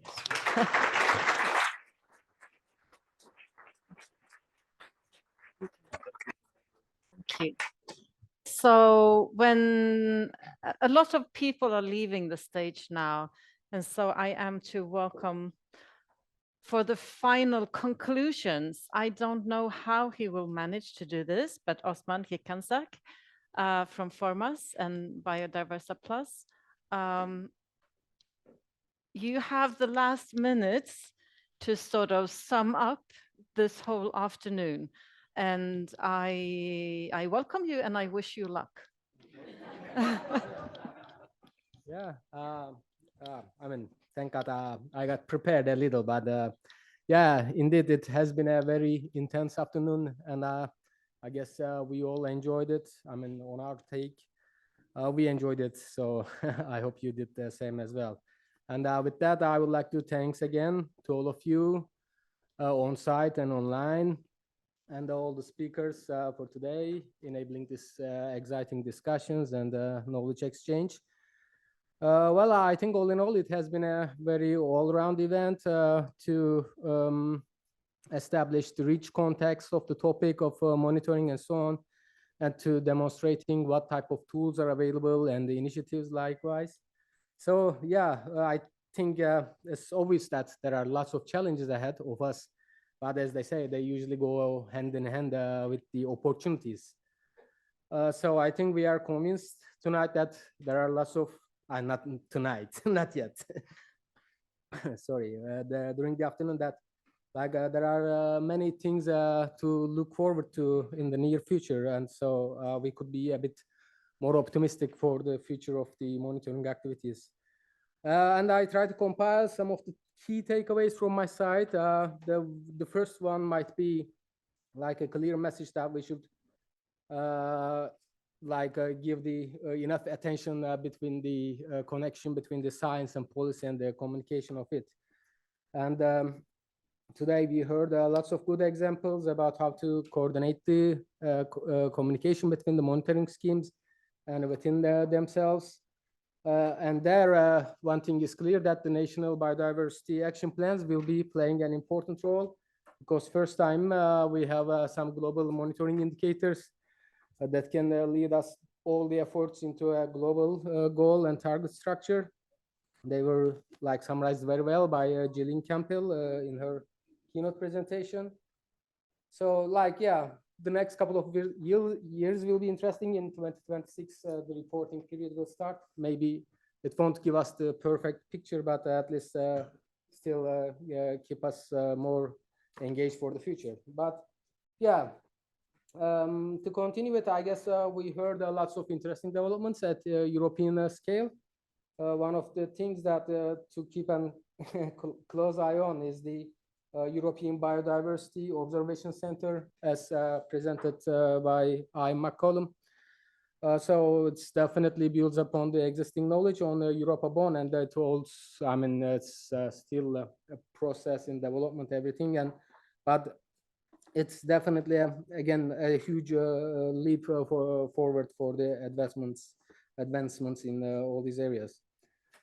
So I guess the second key message from today could be that so it's not only Europe, but regionally there are many things to learn from each other. So we need more of these knowledge hubs or excellence centers working on these questions. So that's another part. Oh, okay. I can continue maybe with Biodiversa Plus, and it's fair to say that the partnership is doing its fair share in this area. It's not only about funding new research and innovation projects, but many additional activities are going to support the science policy interactions. So it's good. And in particular, of course, the pilot scale work on the monitoring harmonization presented today. So I guess this pilot story is already a good way of storytelling, maybe to understand the landscape and learn from each other. But of course, in the future, they need to be, I mean, for everyone's sake, they better be expanded further. And yeah, this baseline knowledge in the pilots could be used even further.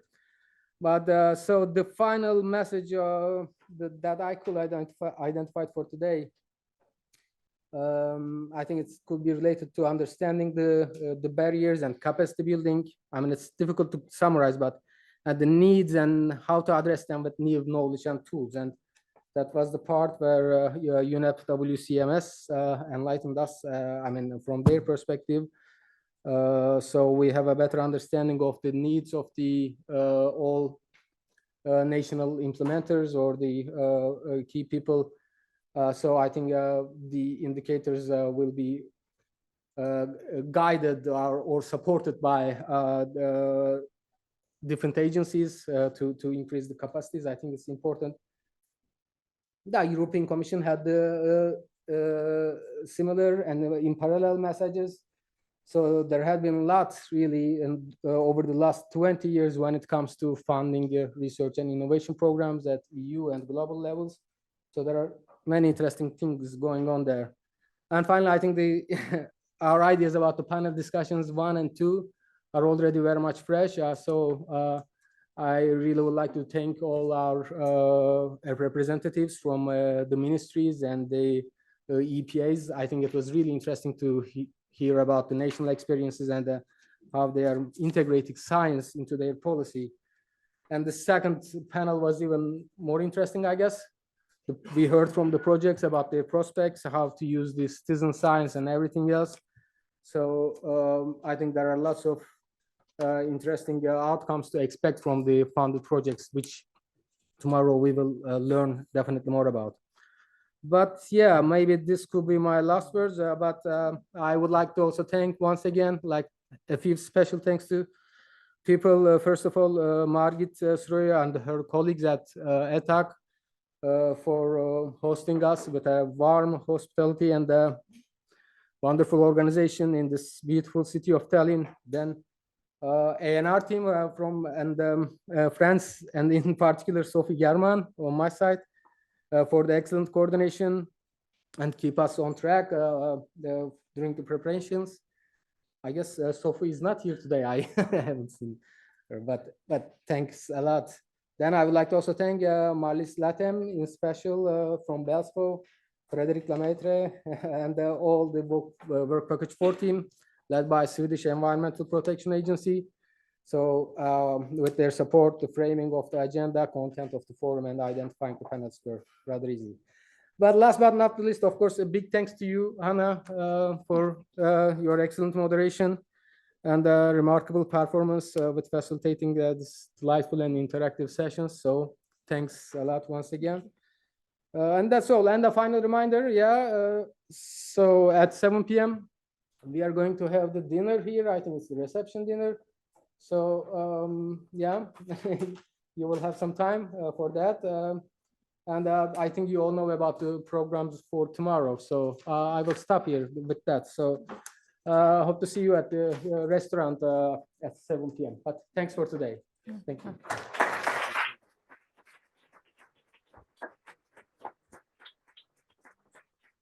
Of course, there's one person Osman cannot thank himself. It's himself, because he's been organizing this for months, and I hope you appreciate the effort. I loved it.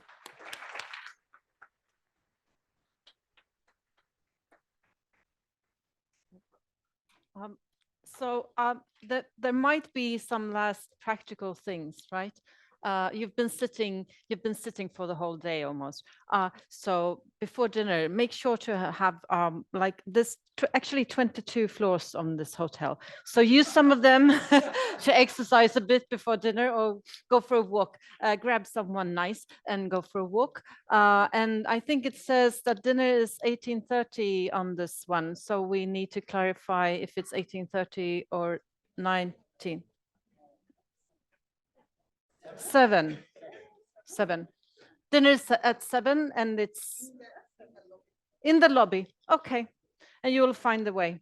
So thank you so much for your day and for your patience, and see you at dinner. Thank you.